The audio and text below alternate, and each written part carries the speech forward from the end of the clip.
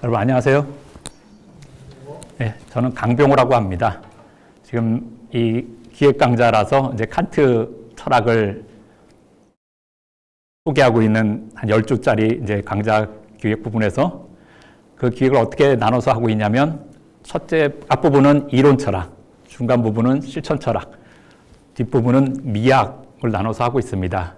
제가 오늘부터 3주간 저는 칸트의 실천 철학을 부분을 맡아서 여러분들한테 칸트의 실천 철학이 어떤 건지, 칸트가 이 분야에서는 어떤 생각을 했는지 좀 그런 것을 좀 소개하고 좀 맛을 좀 보게 해드리면 제가 제 할 일을 좀 잘하는 것일 것 같습니다.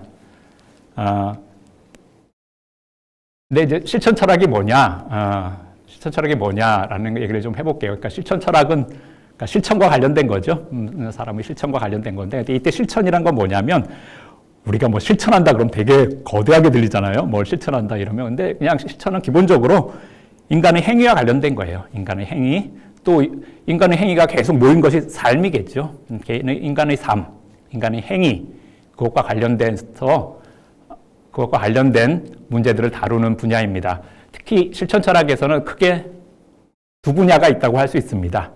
하나는 윤리학이라고 할 수 있고, 하나는 사회정치 철학이라고 할 수 있어요. 그러고 보니까 제가 제 소개를 안 했는데 그냥 안 해도 되겠죠. 강의 어디 홈페이지 들어가시면 궁금하시면 찾아봐도 될 테니까 그냥 원래는 하려고 했는데 하다 보니까 안 하게 됐지만 그냥 계속 하겠습니다. 네. 실천 철학은 두 분야로 나눌 수가 있습니다. 하나는 윤리학, 하나는 사회정치 철학이라고 할 수 있어요.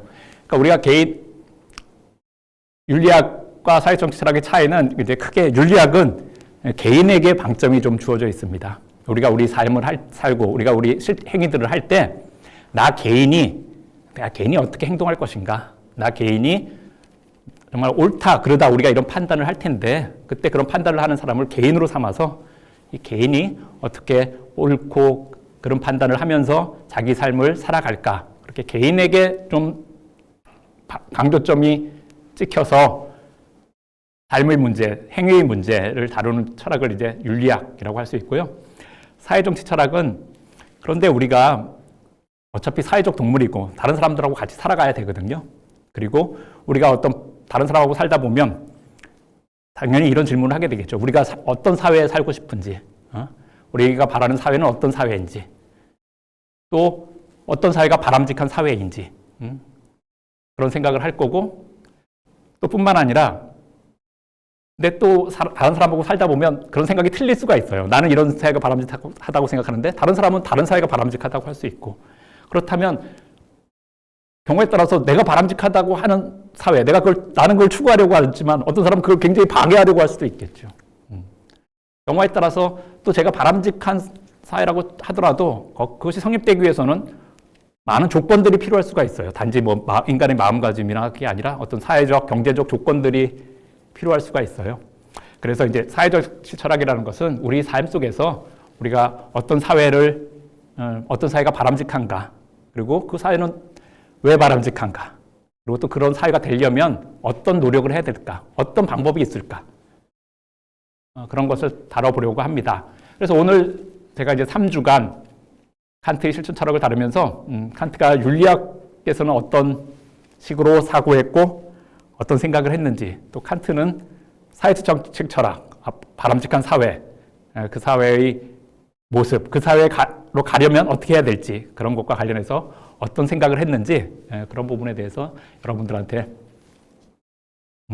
좋은 표현이 돼서 좀 맛을 좀 볼 수 있었으면 좋겠어요. 저희가 같이 좀 맛을 볼 수 있었으면 좋겠습니다. 제가 어떻게 맛을 보여드릴 수 있을까, 그건 좀 문제인데, 그래서 제가 3주간 다룰 때 제가 지난주에 혹시 말씀드린 것처럼 제가 처음에 칸트의 윤리학을 먼저 다루려고 했어요. 그 다음에 이제 사회정치 철학을 다루려고 했는데, 제가 좀 강의를 준비하다 보니까 이 사회정치 철학을 먼저 하는 게 좋겠다. 왜냐면 이게 또 좀 더 쉽고 좀 더 덜 추상적이고, 그래서 조금 더 쉬운 걸 한 다음에 좀 더 마지막에 가서 보시는 분이 더 줄었을 때 좀 더 추상적이고 어려운 얘기를 하는 게 좋겠다 이렇게 생각을 했습니다.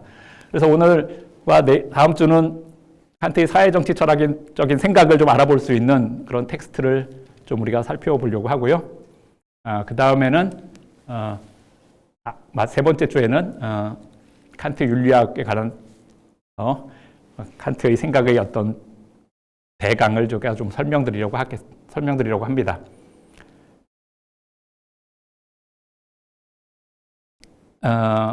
사회정치철학과 관련해서 텍스트를 말씀드리자면 윤리학과 관련해서 저희가 이제 앞으로 2주 후에 다룰 윤리학과 관련해서는 도덕형이상학 정초라는 책이 있습니다. 도덕형이상학 정초. 한국말로도 있습니다. 그러니까 되게 생각보다 어렵지 않아요.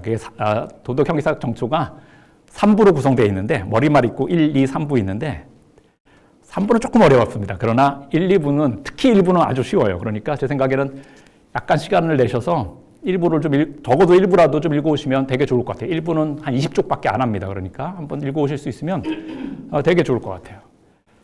저희가 이번 실천 철학을 할 때 되게 좀 좋은 점 중에 하나는 칸트 텍스트를 저희가 좀 맛을 본다고 할 때 그냥 설명하는 사람 말 들어서만 그것보다 직접 맛을 좀 찍어서 맛을 보는 게 좋을 텐데 사실 그런 적절한 텍스트가 없는 경우가 많거든요. 그렇게 하고 싶어도. 그런데 저희는 운이 좋게도 이 칸트 실천 철학과 관련해서는 아주 어렵지도 않고 아주 길지도 않은 적절한 텍스트가 있어요. 그것을 우리가 조금 읽어보시면 좋을 것 같아요. 그래서 오늘은 칸트가 쓴 계몽이란 무엇인가라는 아주 유명한 논문이 있습니다. 그 논문을 저희가 좀 다뤄보려고 하고요. 다음 주에는 세계 시민적 관점에서 생각해본 보편사의 이념이란 논문이 있어요. 그거를 좀 다뤄보려고 합니다. 그런데 또 하나 운이 좋게도 그 보편사의 이념이라는 그 텍스트는 여기 유럽 인문학 아카데미 대표이신 윤영식 선생님이 번역을 하신 텍스트가 있고 아주 잘 번역이 됐어요. 그래서 지금 아주 잘 번역이 돼서 그 번역을 저희가 좀 쓸 수 있게 윤영식 선생님이 친절하게 제공을 해주셔서 홈페이지 가면 이 강좌 홈페이지 가면 그 텍스트가 올라가 있습니다. 그러니까 그것도 길지 않아요. 그러니까 혹시 다음 주에 오실 때 그거 좀 다운로드 받아서 조금 읽어오시면 되게 좋을 것 같아요. 아주 유명한 텍스트예요. 철학사에 길이 남고 인류 지성사에 길이 남을 텍스트라서 기념삼아 한번 읽어보시는 것도 저는 괜찮을 것 같습니다. 사실 오늘 우리가 다룰 계몽이란 무엇인가 이 텍스트도 마찬가지예요. 정말 인류가 지성사가 계속된다면 이 텍스트는 항상 남아서 항상 언급될 텍스트입니다. 그러니까 한번 읽어보시면 좋을 것 같아요. 잠깐 한마디 잔소리만 좀 하자면 약간 이해가 안 된다고 할 때 많은 사람들은 이해가 안 되면 읽을 때 이해가 안 되면 그 문장을 반복해서 읽는 경우가 있어요. 첫째 문장이 이해가 안 됐다? 그럼 그냥 그 문장을 반복해보고 이렇게 읽는데 제가 드리고 싶은 제안은 그러지 마시고 특히 만약에 다음 주에 저희가 읽어올 그 보편사의 이념이란 책은 칸트가 9가지 명제로 쓰고 있어요. 1명제, 2명제, 3명제. 1명제 조금 설명하고 2명제 조금 설명하고 3명제 조금 설명하고 이렇게 쓰고 있거든요. 그러니까 제 생각에는 이해가 안 돼도 무조건 1명제는 다 읽고 다시 한번 읽고 싶으면 1명제를 끝까지 읽고 다시 1명제 끝까지 읽고 이렇게 읽으시는 게 좋아요. 그러니까 한 문장 한 문장 반복하는 것보다 1명제 한쪽 되니까 한쪽 읽고 다시 그 한쪽을 읽고 다시 읽어보면 왜냐하면 모든 글은 유기적으로 되어 있으면 유기적으로 되어 있는 잘 쓴 글은 다 앞에서 조금 설명했던 걸 뒤에서 다시 설명하고 뒤에서 설명한 건 앞부분과 관련이 있고 그렇게 돼 있습니다. 그렇기 때문에 앞부분에서 잘 못 읽어도 읽다 보면 내가 못 읽은 부분을 뒤에 가서 설명하는 경우가 아주 많아요. 그건 잘 쓴 글들은 다 그렇게 돼요. 그렇기 때문에 괜히 한 문장 모르는 문장 만났다고 거기서 괜히 시간 보내지 마시고 그냥 읽고 나가시면 뒤에서 보면 저절로 해결되는 경우가 많이 있습니다. 그러니까 그렇게 하셨으면 좋을 것 같아요. 네, 자, 그러니까 3주 동안은 실천 철학을 다룰 거고 오늘과 다음 주는 사회정치 철학, 계몽이란 무엇인가, 보편사의 이념, 그 텍스트에 이거에서 사회정치 철학을 좀 다룰 거고 세 번째 주에는 이제 좀 많이 안 나오시게 될 것 같은데 그때쯤에는 이제 칸트의 윤리학을 또 좀 설명해 보겠습니다. 칸트가 이런 말을 해요. 칸트가 여기저기서 가끔 한 말인데 그 말을 약간 조금 바꿀게요. 자, 칸트가 여기저기서 한 말인데 그 말을 조금 바꾸면 칸트가 이런 말을 합니다. 철학을 배우려고 하는데 철학이 아니라 철학하기를 배워야 한다. 이런 말을 합니다. 이제 칸트가 학생들도 많이 가르쳤잖아요. 뭐 한 40년 넘게 강의도 했고 칸트가 대학에서. 그러니까 그런 말을 합니다. 철학이 아니라 자꾸 철학을 배우려고 하는데 아니 철학을 배우지 말고 철학하기를 배워야 한다. 이게 무슨 말일까요? 아, 그래요. 그런 얘기가 되겠죠. 그럼 철학을 배운다는 건 어떤 걸까요?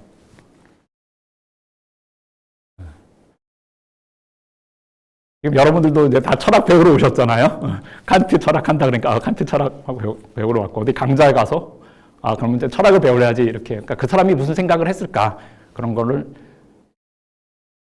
듣고 뭐 이해하려고 하시는 거잖아요. 근데 이제 칸트가 철학하기를 배워야 한다는 것은 그러니까 그렇게 그냥 듣고 무슨 말 했다 이해하고 넘기지 말고 다르게 얘기하면 그냥 정보를 집적하지만 말고 스스로 같이 생각을 해보자. 같이 스스로 생각을 해보자라는 거죠. 그럼 이렇게 되면 어떤 한 분이 말씀하신 것처럼 철학이 아니라 철학하기를 배워야 한다라는 것은 설명이 좀 되는 것 같아요. 그런데 설명이 좀 되는 것 같기만 하고 그러나 사실은 한 번 더 물어볼 수 있어야 됩니다. 철학을 배우려면 그냥 철학 강좌를 찾아가면 될 것 같아요. 아니면 철학 책을 찾아서 읽거나. 그럼 다시 한번 물어보려면 그럼 철학하기를 배우려면 어떻게 해야 될까요? 아까 우리가 이렇게 얘기했습니다. 철학한다는 것은 같이 자기 스스로 생각하고 이렇게 하는 거다 이렇게 얘기를 했습니다. 그러나 실제로 보통 그렇지 않나요? 내가 뇌를 움직이고 이러고 있지 않나요? 그걸 특별히 그런 것과 다르게 많이 생각한다는 것, 철학한다는 건 어떤 걸까요? 생각을 내가 스스로 한다는 것. 다르게 얘기하면 어떻게 하면 정말 스스로 좀 생각할 수 있을까요? 어떻게 스스로 생각을 잘할 수 있을까요? 나 혼자 생각해야지. 계속 생각하자 이러면 많은 경우에 졸음밖에 안 오거든요. 이제 계속 혼자 생각하지 하면 이제 졸고 있는 자신을 발견할 뿐입니다. 여러 방법이 있겠죠. 자기 스스로 사고하는 여러 방법이 있을 텐데 그 중에 하나의 방법 제가 오늘 좀 같이 권해드리고 오늘 같이 좀 저와 같이 해보고 한번 실천해보고 하는 방법은 이런 거예요. 칸트와 더불어 동시에 칸트와에 반하여 생각하기. 제가 오늘 독일의 유명한 철학자를 하니까 제가 한번 독어로 한번 읽어볼게요. 그거를 덴켄, mit Kant, gegen Kant. 칸트와 더불어서 어떤 것을 생각하는데 칸트와 더불어서 칸트 편에서 생각하면서 동시에 gegen Kant, 칸트에 반해서 칸트는 뭐가 틀렸을지 혹은 칸트는 뭘 생각하지 못했을지 혹은 칸트가 살았던 당시 세계와 우리 세계가 너무 달라져서 더 이상 칸트 얘기는 우리에게는 더 이상 맞지 않는 얘기가는 또 뭘지 아니면 또 아직도 유효한 생각은 뭘지 그런 거를 한번 생각해 보자는 거죠. 그러니까 오늘 칸트가 무슨 얘기했나 당연히 우리가 배워야겠죠. 근데 그렇게만 듣는다면 우리가 정말 칸트 철학을 배우려고 하는 거고 당연히 칸트가 무슨 얘기를 했는지 왜 그런 생각을 했는지 우리가 좀 잘 이해하면서도 동시에 gegen 칸트 칸트는 때에 반하여서 좀 칸트에 반하여서 한번 생각해 보는 것. 오늘 그걸 좀 같이 해봤으면 좋겠습니다. 그렇게 한번 실천 철학이니까 그렇게 한번 실천을 해보면 그래서 잘 한다면 칸트 선생님이 아주 기뻐하시겠죠.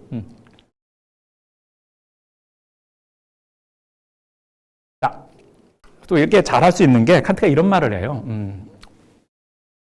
실천적 판단 능력에서는 보통 사람이 철학자보다 나은 경우가 많이 있다. 그러니까 사실 여기서 이제 선생님들 저하고 이 강좌를 계속 오시면 이론 철학도 들으시고 나중에 미학도 들을 텐데 그런 주제 갖고 우리가 당장에 칸트와 더불어 또 칸트에 반하여 생각한다 이렇게 하기가 그렇게 쉽지가 않아요. 거기에는 많은 지식들이 필요하고 이렇게 하지만 그러나 우리가 실천 철학 같은 부분에서는 칸트가 하는 말입니다. 보통 사람이 철학자보다 나은 경우도 많이 있을 수 있다. 왜? 도덕을 생각해 볼까요? 철학자라고 보통 사람하고 다른 도덕을 갖고 있는 건 아니에요.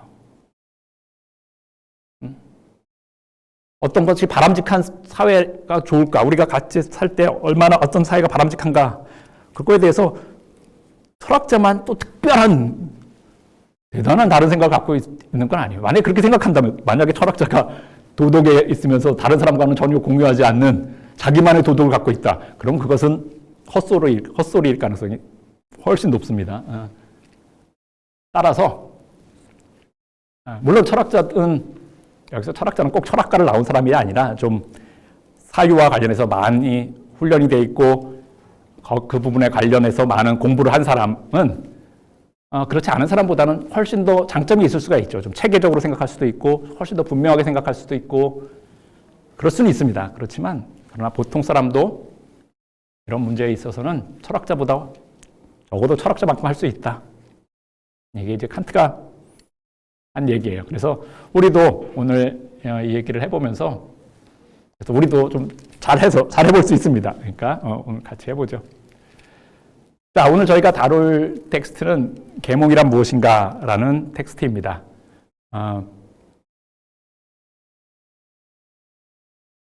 여러분들 고등학교 때, 중학교 때 다니면 이제 소설 뭐죠? 그 계몽주의 소설 이런 거 배우잖아요. 시몬의 무슨 소설이에요? 소설 제목이 뭐죠? 계몽주의 소설?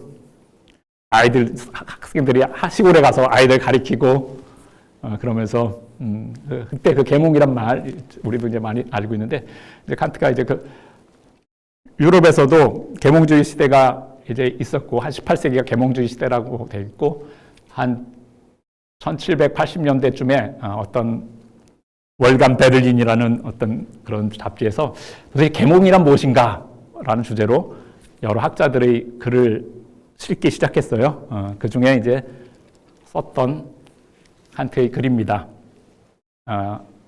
제가 이제 좀 이 글의 요지를 좀 설명해 볼게요. 그러면서 우리가 같이 칸트는 계몽이라는 무엇을 계몽이라고 생각했을까? 또 그런 것을 통해서 어떤 사회가 이루어져야 된다고 생각했을까? 그런 생각을 같이 따라가 봤으면 좋겠습니다. 네, 이건 차례인데 그냥 차례는 잠깐 넘겨도 될 것 같고요. 이 유명한 논문을 이제 칸트는 아주 또 유명한 계몽을 정의하면서 시작합니다. 경우에 따라서 여러분들은 좀 외워두시는 것도 괜찮아요. 워낙 유명한 문장들이라서 이렇게 시작합니다. 계몽이란 스스로에게 책임이 있는 미성숙함에서 벗어나는 것이다. 이제 계몽이란 어떤 미성숙함에서 벗어나는 거죠. 그런데 여기서 하나 중요한 것은 이 미성숙함이 나에게 책임이 있는 거예요. 나에게 책임이 있는. 그러니까 어떤 이 미성숙함이 다른 사람이 막 날 강제해서 이렇게 있다기보다는 그렇지 않고 내 스스로 유발한 그런 잘못 때문에 혹은 내가 뭘 하지 않아서 그렇게 생겨난 그런 미성숙 때문에 그런 미성숙에서 벗어나는 것이다. 근데 이때 미성숙함은 뭐냐? 미성숙함은 여러 가지를 의미할 수 있을 텐데 이때 미성숙함은 이겁니다. 다른 사람의 지도 없이는 자신의 지성을 사용하지 못하는 상태. 그러니까 다른 사람이 가리키고 지시하고 이런 거 없이는 스스로 자기 지성을 사용할 수 없는 그런 무능력한 상태. 이거를 이제 미성숙함이라고 합니다.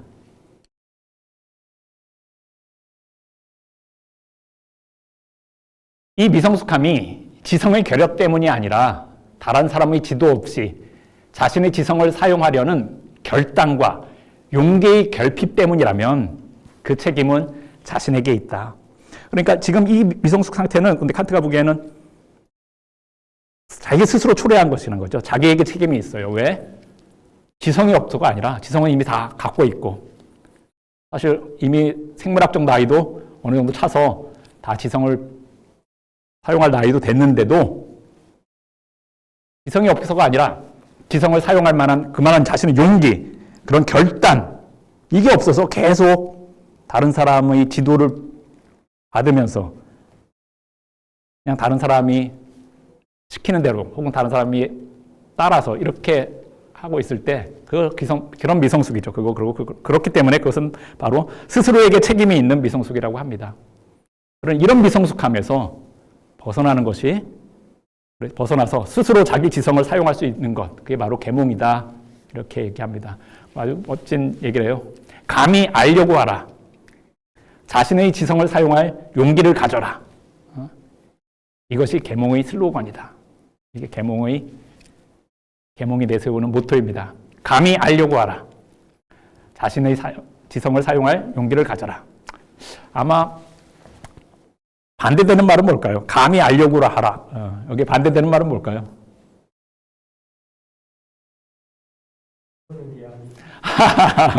그럴 수도 있습니다. 맞습니다. 그럴 수도 있고요. 누가 그런 얘기를 할까요? 누가 알려고 하면 모르는 거 약이다. 누가 얘기를 할까요? 그렇게. 권력자가 그렇게 얘기할까요? 예, 모르는 게 약이다. 재미있는 말씀입니다. 근데 이럴 수도 있어요. 우리가 많이 듣던 말이죠. 사실 저는 성장 과정 속에서 학교에서나 어디거나 사회에서 솔직히 많이 들었던 것 같아요. 따지지 마라. 따지지 마라. 너는 왜 따지냐? 따지지 마라. 복종해라. 순종해라. 이게 이제 좀 반대말이겠죠. 하여간 이제 칸트는 이렇게 계몽을 정의했습니다. 미성숙한 상태로부터 이제 벗어나는 것이 계몽입니다. 그런데 그럼 이 미성숙에 있는 원인이 뭘까요? 그러니까 아까 얘기했듯이 지성이 없어서 그런 건 아니다. 그리고 이미 나이는 어느 정도 자기 지성을 사용할 나이도 다 됐는데 왜 그런 미성숙의 상태가 있나? 왜 그런 결단, 용기 그게 그렇게 부족한가?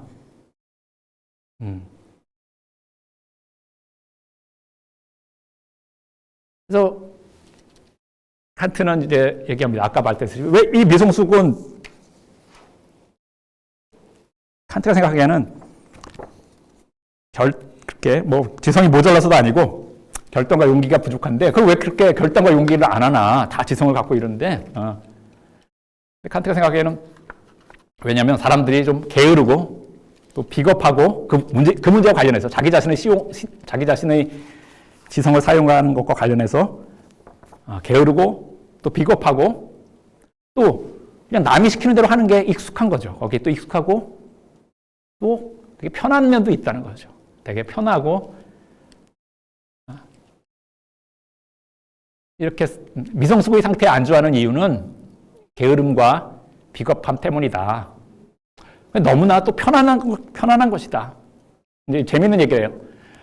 나의 지성을 대신하는 책이 있고, 나를 대신해서 양심을 지켜주는 성직자가 있고, 나를 대신해서 건강을 지켜주는 의사가 있다면 그냥 그 사람 말 따르면 되지. 스스로 생각한다는 것은 되게 피곤한 일이다. 그냥 돈만 있으면 지불하면 된다. 나에게 다 설명해 주는 사람이 있고, 그런 사람이 있다면 내 지성을 스스로 사용할 필요가 없다는 거죠. 그래서 그렇게 편안함도 있다라는 거예요. 또 다른 한편, 내가 정말 지성을 사용하려고 한다면 처음부터 그게 잘 되지 않습니다. 처음부터 잘 되지 않고 생각하려고 하다 보면 괜히 머리 아파. 이렇게 머리 아파. 이럴 수도 있고 익숙하지도 않고 이러는 거죠. 그러니까 처음부터 잘 되지도 않기 때문에 익숙하지도 않고 그러니까 괜히 하다가 그만. 머리 아파. 간두자. 또 가끔 이런 친구하고 얘기하다 보면 이런 얘기도 많이 듣잖아요. 너는 왜 이렇게 머리 아픈 얘기 많이 하냐? 자주 하냐? 이런 얘기도 많이 들을 때도 있잖아요. 그러다 보니까 그냥 있던 상태에 그냥 있자. 이렇게 될 수가 충분히 있겠죠. 하나는 그겁니다. 하나는 우리가 충분히 지성을 사용할 수 있는 상태에 있음에도 불구하고 자기 지성을 스스로 사용하지 못하게 되는 그런 이유는 그런 개인에게 좀 원인이 있어요. 비겁하고, 좀 게으르고, 좀 귀찮고, 이런 게 있습니다. 또 다른 하나는, 칸트는 또 그렇게 꼭 모든 사람 원인을 각 개인에게만 찾을 만큼 그렇게 나이브하진 않아요. 칸트는 또 하나의 이유는 거기에 후견인들이 계책이 있다고 생각해요. 어떤 사람들은 일반 사람들이 그런 미성숙한 상태에 있기를 원해요. 그런 상태에 미성숙해 있기를 바래요. 그리고 그 사람들은 그렇게 계책을 쓰는 거죠. 아까 어느 선생님이 말씀하신 것처럼 모르는 게 약이야. 이렇게 얘기하는 것도 후견인들이 계책일 수가 있어요. 그냥 그렇게 편안한 상태에 편안하게 미성숙한 상태에 있어라. 이럴 수 있는 거죠. 칸트가 쓴 글들을 제가 조금 몇 개 뽑아와서 읽어보겠습니다. 마치 호의라도 베풀듯이 후견인들은 성숙으로 나아가는 행보를 버거울 뿐 아니라 아주 위험하다고 여기도록 조장한다. 모르는 게 약이야. 알면 큰일 나. 이렇게 얘기할 수도 있죠. 뭐 그렇게 알려고 하냐. 그냥 다 시키는 대로 해. 그러면 다 잘 돼. 이렇게 할 수도 있는 거죠. 마치 호의라도 베풀듯이. 그러나,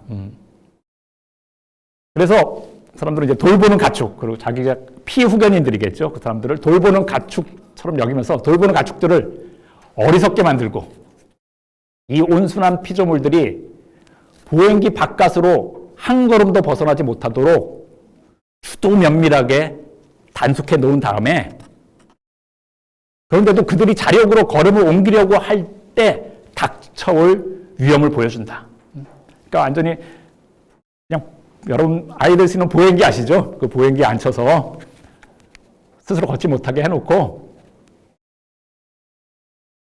자꾸 걸으려고 하면 어때요? 그래도 뭐 걸으려고 하면 야, 저 위험을 보여준다는 거예요. 야, 너 그렇게 다 걷으려고 하다가 혼자 걷으려다가 넘어져서 무릎 깨진다. 그런 식으로 겁도 줍니다. 그러니까 한편으로는 선의를 베푸듯이 하고 그렇게 어리석게 만들고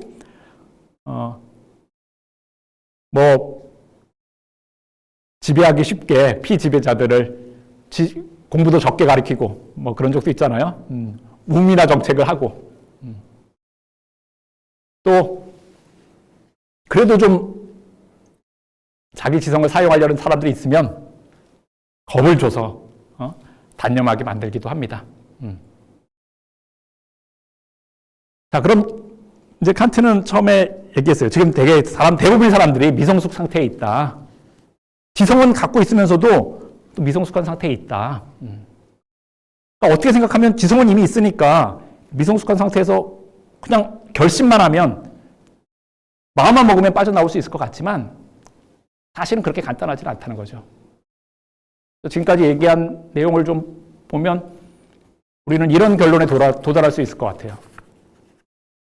개개인이 거의 천성처럼 굳어진 미성숙 상태로부터 스스로 벗어나기란 어려운 일이다. 나도 용기도 없고 또 후견인이 자꾸 겁주고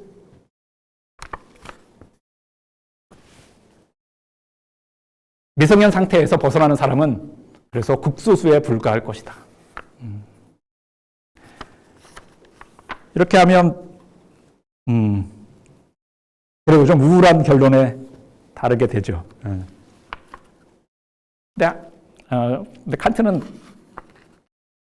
항상 좀 긍정적인 면을 좀 생각하는 사람이에요. 항상 현실을 냉정하게 인식하지만 그래도 그 안에 어떤 긍정적인 가능성이 있지 않을까 이런 걸 항상 생각하는 편인데 그러니까 그렇게 현실 녹록한 것은 아닙니다. 실제로 이래요. 그러나 또 칸트는 그럼에도 계몽으로 가는 가능성이 그런 길이 있다고 생각합니다.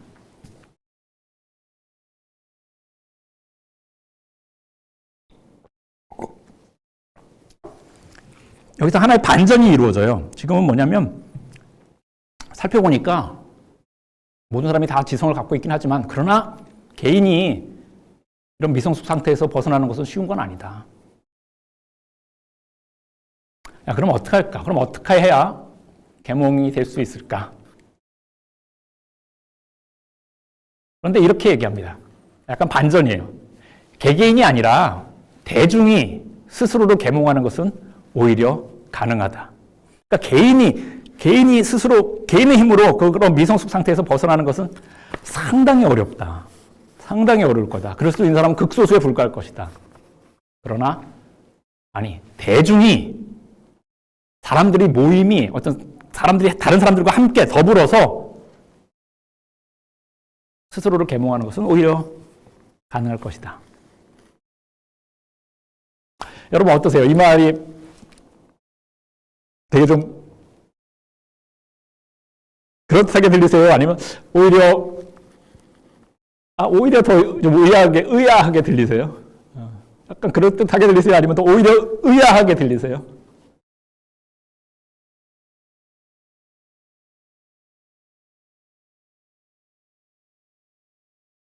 어떤 면에서?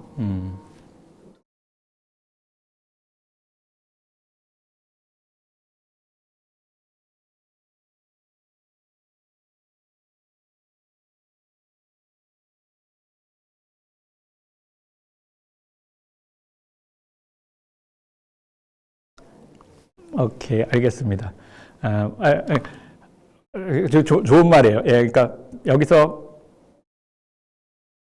일단 대중은 칸트가 이때 생각하는 대중은 적어도 이제 글을 읽을 수 있는 사람이겠죠. 적어도 글을 읽을 수 있는 사람일 거예요. 칸트가 여기서 대중이라고 생각하는 사람은. 근데 그 당시에 글을 읽을 수 있는 사람, 그리고 칸트가 쓰는 잡지 같은 걸 좀 받아보고 이런 사람들이죠. 칸트가 글을 내던 그런 잡지를 좀 받아보고 이 정도 될 수 있는 사람. 그러나 조금 더, 좀 넓게, 그러나 또 그런 사람들로부터 좀 귀동냥을 듣는다든지 이런 사람일 수 있을 것 같아요. 좀 그렇게 좁게 생각할 수도 있는데, 우리 조금 넓게 생각할 수도 있을 것 같아요. 왜냐하면 좀 그런 사람들로부터 또 좀 귀동냥을 듣는다든지 이런 사람들까지 해서. 그러니까 저는 이게 좀 어떻게 보면 낯설게 들릴 수도 있어요. 왜냐하면 우리가 많이 듣는 얘기는 뭡니까? 대중은 어리석다. 이런 얘기 많이 듣잖아요. 대중은 어리석다. 대중은 선동당한다. 대중은 감정에 휩쓸린다. 우리는 이런 얘기를 사실 많이 들어요. 그렇기 때문에 우리가 그런 말을 많이 듣다 보면 어떻습니까? 오히려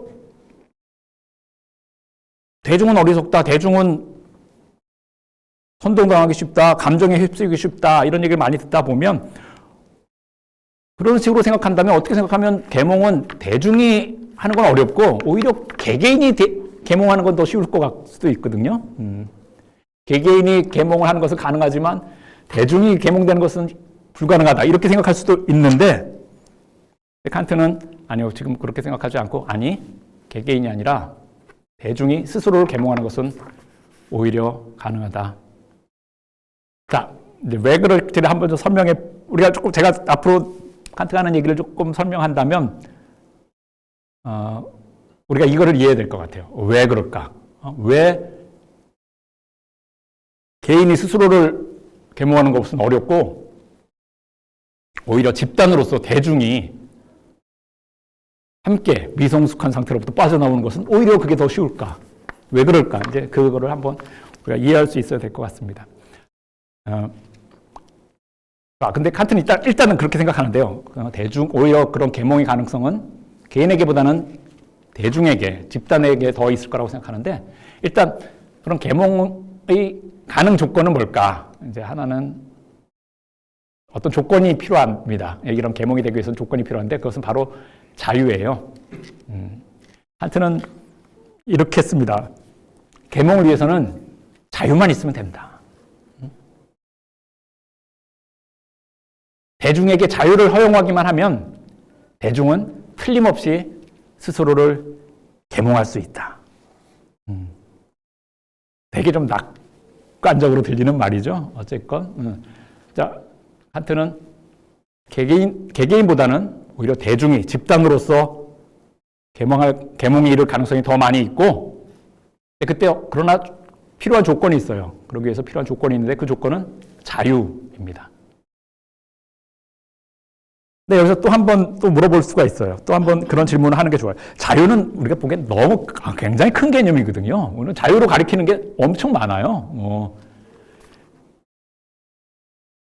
행복 추구의 자유, 거주 이전의 자유, 자유라는 건 엄청 큰 말이죠. 그러니까 한번 좀 물어볼 필요가 있습니다. 그럼 도대체 무슨 자유가 필요하냐? 대중이 스스로를 계몽하기 위해서 자유만 있으면 된다고 하는데 그때 그 자유는 뭐냐?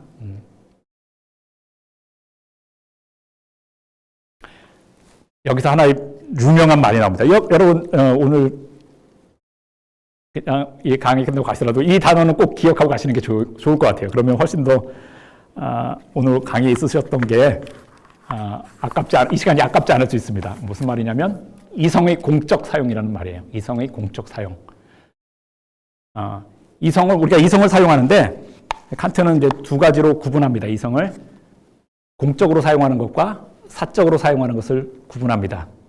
이 구분을 제가 좀 설명드리긴 할 텐데 칸트가 이성의 사적 사용이라고 부르는 것은 지금 우리가 생각하는 거하고 좀 달라요. 그건 좀 우리가 그 사적 사용이다라고 할 때 떠오를 수 있는 거랑 칸트가 생각하는 거랑 너무 좀 달라요. 그래서 우리한테 더 혼란만 주기 때문에 그런 그냥 듣고 넘어가시면 되고 지금 이성의 공적 사용이라는 말은 우리도 좀 따라갈 수 있고 현대 정치 철학에서도 많이 쓰이는 말이에요. 그러니까 이걸 아시면 훨씬 교양이 있어 보일 수 있습니다. 이거 좋은 교양이에요. 이 단어를 안다는 것은. 어쨌건 이 단어를 아셨으면 좋겠어요. 그래서 칸트가 생각할 때 계몽을 위해서 필요한 그 자유만 있으면 되는데 그 자유는 뭐냐? 한마디로 얘기하면 이성을 공적으로 사용할 자유예요. 이성의 공적 사용의 자유. 그럼 이성을 공적으로 사용한다는 것은 뭐냐? 칸트는 이렇게 썼습니다. 이성을 공적으로 사용한다는 것은 학자로서 대중 앞에서 이성을 사용한다는 것을 뜻한다. 근데 벌써 이렇게 걸리죠. 야, 그럼 학자로서, 그럼 학위 있는 사람만, 어느 정도, 적어도 석사, 그 이상 학위 있는 사람만 이성을 공적으로 사용할 수 있다는 거냐? 그렇게 생각할 수 있는데, 그렇진 않고요. 우리가 단어는 그렇게 써 있지만 저 의미를 충분히 좀 넓혀서 생각할 수 있어요. 어쨌건, 그거는 조금 이따 설명하고, 그러니까 이성을 공적으로 사용한다는 것은 뭡니까? 그냥 혼자 머릿속에서 생각하고 머리 굴리고 내 일기장에 적고 이런 게 아니라 내 이성을 다른 사람 앞에서 사용하는 것이죠. 다른 앞에서 사용한다는 것은 뭘까요? 저기서 내 머리로 생각한 것을 나의 의견을 다른 사람 앞에서 얘기하고 주장하고 또 다른 사람의 의견을 비판하고 그러다가 또 비판도 받고 이렇게 되는 거겠죠. 그러니까 여기서 이성의 공적 사용이라는 것은 다른 사람 앞에서 공개적으로 의견을 밝히고 또 다른 사람의 의견을 듣고 그러는 거라고 할 수 있습니다. 그런데 여기서 학자로서라는 것은 꼭 아까 말씀드린 것처럼 꼭 학위가 있어야 된다라는 것은 아니라 칸트가 스스로 쓰고 있는 구절이에요. 그래서 학자로서라는 말은 그럼 제가 저 단어를 조금 넓게 이해하기 좋겠다. 그거 단지 제 생각이 아니라 칸트 텍스트를 읽다 보면 칸트가 학자로서 대중 앞에서 얘기한다라는 게 무슨 말인지를 좀 설명하고 있어요. 무슨 말이냐면 자신을 공동체의 구성원으로서 또는 심지어 세계 시민사회의 구성원으로 간주하는 경우에 그리고 그렇게 말하는 경우에 학자의 자격으로 따지는 것이다. 그러니까 나를 공동체의 구성원으로서 더 나아가서 인류의 한 명의 구성원으로서 이 문제에 대해서 자기가 얘기를 한다. 그런 입장을 취하고 다른 사람한테 얘기할 때 다른 사람들에게 공개적으로 얘기할 때 바로 학자의 자격으로 따져보는 것이고 이성을 공적으로 사용하는 것이죠. 자, 여기서 공동체의 구성원이라는 것은 이런 겁니다. 그러니까 실제로 우리가 많이 얘기하잖아요. 실제로 우리 사회에서도 내가 시민으로서 내가 한마디 하겠다. 내가 특별히 자격이 있고 내가 대단히 무슨 그건 아니지만 나도 이 사회의 한 구성원이고 시민이죠. 시민으로서 이런 사안에 대해서 내가 한마디 하겠다. 내가 시민으로서 이런 내가 참지 못하겠다. 이렇게 얘기할 수 있잖아요. 바로 그런 겁니다. 다만 우리가 그런 얘기를 할 때 좀 자기가 우리가 시민으로서 어떤 사안에 대해서 얘기를 할 때 좀 자기가 아는 사안에 대해서 얘기를 해야겠죠. 그냥 아무거나 생각나는 대로 떠드는 것, 혹은 알지도 못하는 것, 혹은 거짓 정보를 얘기하는 것, 거짓말을 하는 것. 이것은 이성의 공적 사용이라고 보기 어렵겠죠. 그러니까 뭐 특별한 자격이 요구되는 것은 아니지만, 그러나 시민들은 각자 자기가 좀 잘 아는 부분이 있을 수가 있어요. 뭐 자기 직업과 관련해서, 아니면 자기가 평소에 관심 있었던 주제라서, 뭐 대학 다닐 때 괜히 공부를 해서 뭐 부동산 문제라든지, 아니면 뭐 세금 문제라든지, 아니면 뭐 다른 기타 사회 여러 문제들이 있을 수가 있고, 그 문제에 대해서 자기가 거기에 대해서 좀 정보도 있고 경험도 있고, 그럴 때 자기가 그런 갖고 있는 정보와 지식을 바탕으로 시민으로서 다른 사람 앞에 의견을 얘기하는 것, 그게 바로 학자의 자격으로서 이성을 공적으로 사용하는 것입니다. 사실 이러고 보면 칸트가 이 당시 생각하는 것보다 우리 시대에 훨씬 더 이성의 공적 사용이 활발해요. 예를 들면 페이스북에 자기 의견을 많이 남기는 사람들이 얼마나 많이 있습니까? 때때로 보면 무슨 전문가일 것 예상되는 그런 좋은 의견들을 남긴 사람도 많이 있어요. 어떤 게시판에, 커뮤니티 게시판에 어떤 주제에서 많은 사람들이 글을 올리고 그런 경우가 많이 있죠. 그러니까 그런 경우가 바로 이제 이성을 공적으로 사용하는 거라고 할 수 있습니다. 그러니까 자, 그래서 칸트는 계몽이 되기 위해서는 개개인보다는 오히려 개개인이 혼자 자기 스스로를 계몽하는 것보다는 대중이 집단으로서 계몽하는 것이 훨씬 더 가능한데, 그때는 자유가 주권이 있어야 된다. 자유가 꼭 있어야 된다. 그런데 그 자유는 무슨 자유냐? 이성을 공적으로 사용할 수 있는 그런 자유가 있어야 된다. 그러면 그런 자유만 주어지면 대중은 틀림없이 자신들을 계몽해서 나아갈 것이다. 그럼 잠깐 이성의 사적 사용이라는 것을 잠깐 이 개념을 설명해 볼게요. 저희가 하는 얘기와 관련해서 이성의 사적 사용이라는 것은 별로 중요하지는 않습니다. 그러나 이제 칸트의 내용을 따라가는데 이성의 사적 사용이라는 것은 별로 그렇게 중요하지는 않아요. 그러나 공적 사용이라는 걸 얘기를 했으니까 짧게 칸트는 이성의 사적 사용이라는 것은 뭐라고 생각했는지를 약간 알아만 보고 지나가죠.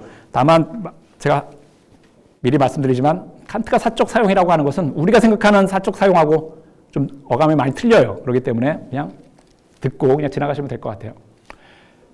칸트가 이성의 사적 사용이라고 하는 것은 이런 겁니다.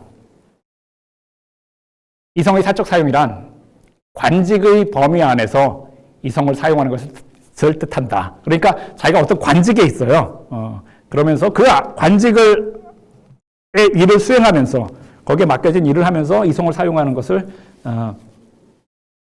사적 사용이라고 합니다. 가장 대표적으로 공무원이겠죠.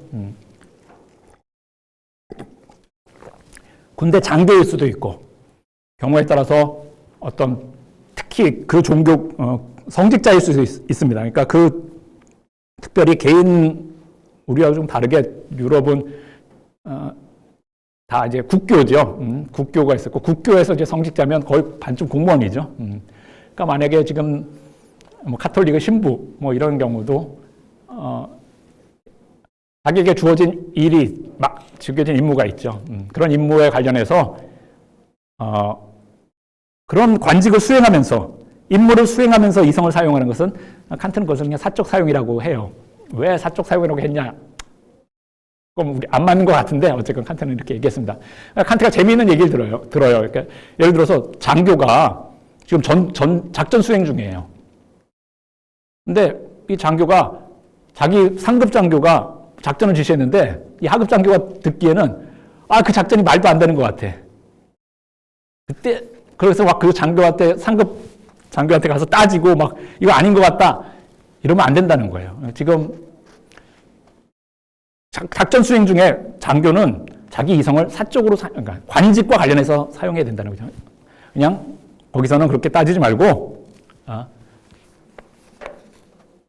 규정대로 혹은 명령대로 해야 되는 거죠. 공무원도 마찬가지고, 그러니까 자기 일을 할 때는 주어진 일을, 이 일을 어떻게 잘할 것인가, 거기에만 맞춰서 자신의 이성을 사용해라.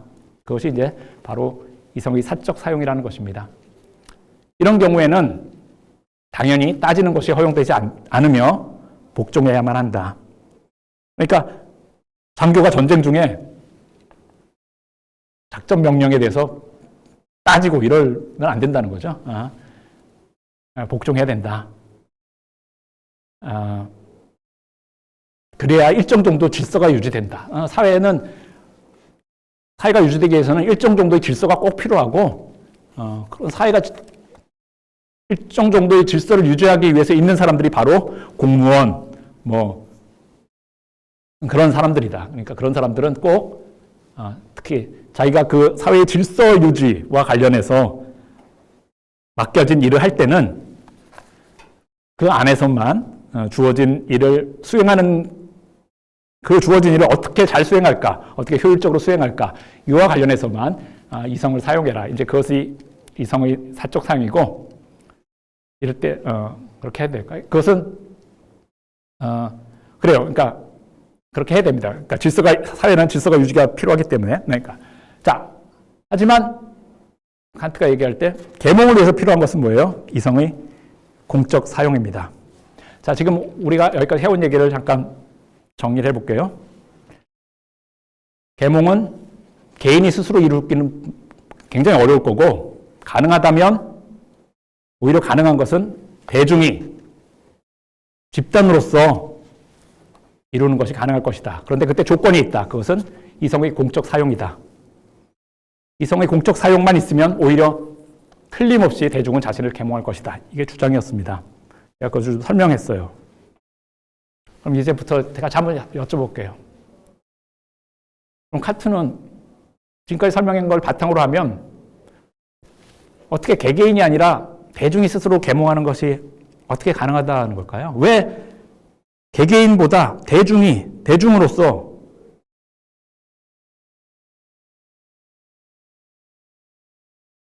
미성숙 상태에서 벗어나는 것이 더 수월하다는 걸까요? 조건은 이성의 공적 사용이라는 자유가 주어지게만 한다면. 왜 칸트는 대중에게 더 가능성이 있다고 생각하는 걸까요?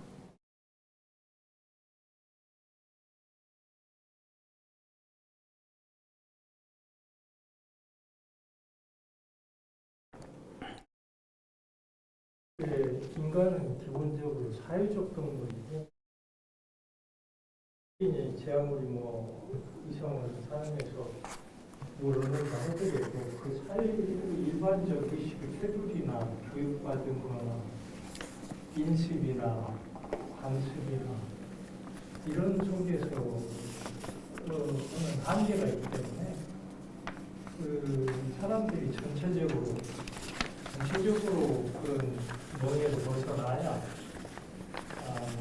이게 가능한 건가 이런 점이. 예, 좋은 말씀입니다.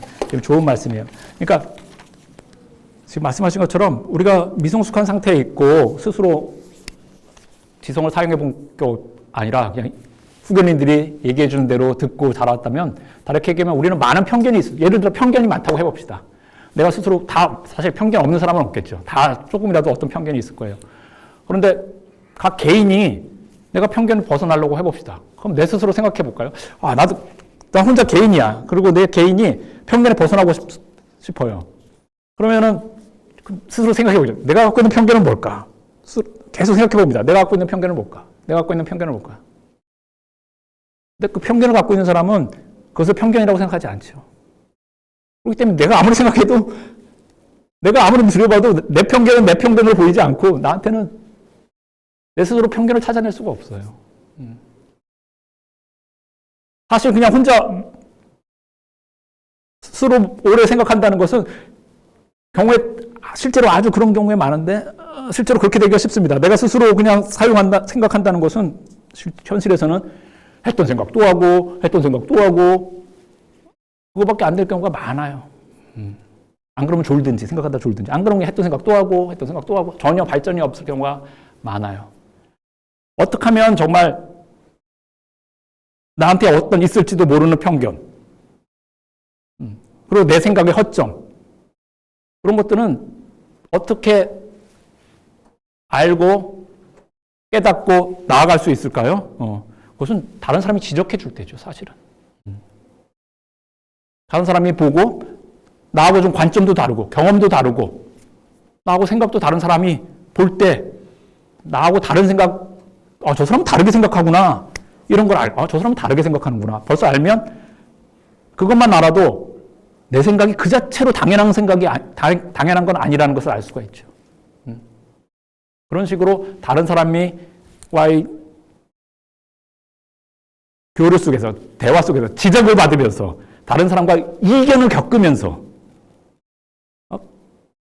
사실은 또 그런 갈등을 겪으면서 내 생각이 그렇게 당연하지도 않고 내가 말한다고 다른 사람이 곧장 설득되는 것도 아니고 그렇다는 것. 그 경우에 따라서 내 생각이 틀린 경우도 많다는 것. 그런 경험을 해야만 우리가 사실은 내 생각의 그 좁은 테두리부터 벗어날 수 있겠죠. 따라서 그게 바로 뭡니까? 그게 지금 제가 이렇게 설명한 것이 바로 우리가 한 사회에서 다른 사람과 어울려 살면서 각자 의견을 앞에서 다른 사람 앞에서 얘기하고 그리고 각자 그 의견에 대해서 다른 의견도 자유롭게 얘기하고 비판도 하고 또 재반박도 하고 그런 상황이죠. 그게 바로 이성을 공적으로 사용하는 상황이죠. 내가 페이스북에 뭘 올렸더니 사실은 다 동의해주고 좋아요 눌러줄 걸 기대하고 올리죠. 그러나 싫다는 얘기도 많고 반박도 많고 그 반박 들으면서 기분 나쁜 경우도 많지만 또 실제로 자기가 틀린 경우도 많고 경우에 따라서 끝까지 어거지를 쓰지만 자기 안 틀려 끝까지 어거지를 쓰지만 한 며칠 좀 지나고 나서 좀 흥분이 가라앉으면 그때는 내가 좀 잘못했던 것 같다 라는 생각도 좀 들기도 하고 그렇게까지 또 생각이 들지 않더라도 이런 식으로 얘기했다간 다른 사람들이 굉장히 격렬하게 반대한다 이러니까 이런 식으로 얘기하면 안 되겠다. 이런 말은 조심해야겠다. 그렇게 그런 경험 속에서 배우게 되는 거죠. 그래서 이거를 그러니까 무조건 이런 배움이 생기는 것은 아니고요. 그러니까 대중끼리만 있다고 해서 무조건 이런 경험이 생기는 것은 아니고 바로 대중에게 이성의 공적 사용이라는 그런 자유가 보장될 때 그래서 누구나 좀 자유롭게 서로 의견을 주고받는 그런 관계가 될 때 사람들은 그런 서로 의견의 다툼 속에서 이견 속에서 배우고 미성숙으로부터 이제 성장해서 벗어날 수 있다는 거죠. 그런 의미에서 오히려 개개인이 혼자 골방에 앉아서 많이 생각한다고 계몽될 수 있는 거 아니고 오히려 다른 사람과 더불어서 이렇게 이성을 공적으로 사용할 때 오히려 계몽이라는 것이 더 가능하다. 이것이 이제 칸트가 생각하는 생각입니다. 그리고 이 생각은 지금 칸트뿐만 아니라 현대에서 유명한 철학자인 존 롤즈도 그리고 또 유명한 다른 한 철학자인 윌겐 하버마스도 이성의 공적 사용이라는 개념을 통해서 현대 민주주의가 바로 이런 과정이 돼야 된다. 현대 민주주의가 당연히 그냥 단지 투표날 가서 표 하나 던지고 끝나는 그런 민주주의가 아니라 시민들이 공동의 사안에 대해서 이성을 공적으로 사용하는 그런 과정. 그래서 그런 공적 사용 중에서 시민들은 더 성숙한 시민이 되면서 사회적으로는 더 좋은 결정들이 나오는 그런 과정이 돼야 된다라고 그런 생각을 전개하고 있습니다. 그러니까 그런 의미에서 이제 칸트의 이 개념, 이성의 공적 사용이라는 개념은 지금도 굉장히 중요한 개념이고 또 제가 말씀드린 것처럼 칸트가 그렇게 생각하는 것, 개인이 아니라 대중이 오히려 계몽하는 것이 더 수월할 것이다 라고 생각하는 것은 바로 이런 이유 때문입니다. 그런데 여기서 칸트가 잠깐 이런 생각을 해봐요. 그런데 만약에 이런 경우가 있으면 어떻게 될까? 근데 이때 칸트가 당시에는 특히 이제 계몽과 저런 후견인 이거 관련해서 종교가 되게 중요합니다. 종교와 정치 문제가. 그러니까 이 당시에도 이제 개신교와 카톨릭과 개신교가 있지만 사이도 안 좋고 잘못했다가는 뭐 군주는 카톨릭인데 그 중에서 개신교였다가는 핍박받고 뭐 이렇게 되는 거죠. 그러니까 종교 문제가 아직 자유롭지 않을 때인데 어쨌건 거기와 관련해서 이제 이렇게 얘기를 합니다. 만약에 법으로 이런 법이 만들어진다면 어떻게 할까? 이 사안에 대해서는 더 이상 토론은 금지한다. 이런 법이 만들어지면 어떡할까? 이제부터 이 사안에 대해서는 더 이상 왈가불가하지 마라. 이런 법이 내려진다면 어떡할까? 여러분이 듣기에는 어처구니가 없는지도 모르겠지만 사실 여러분 조금만 대한민국 역사를 조금만 뒤로 돌려서 생각해 보십시오. 유신 말기에는 긴급 조치를 통해서 유신헌법에 대해서 토론하는 것이 금지예요.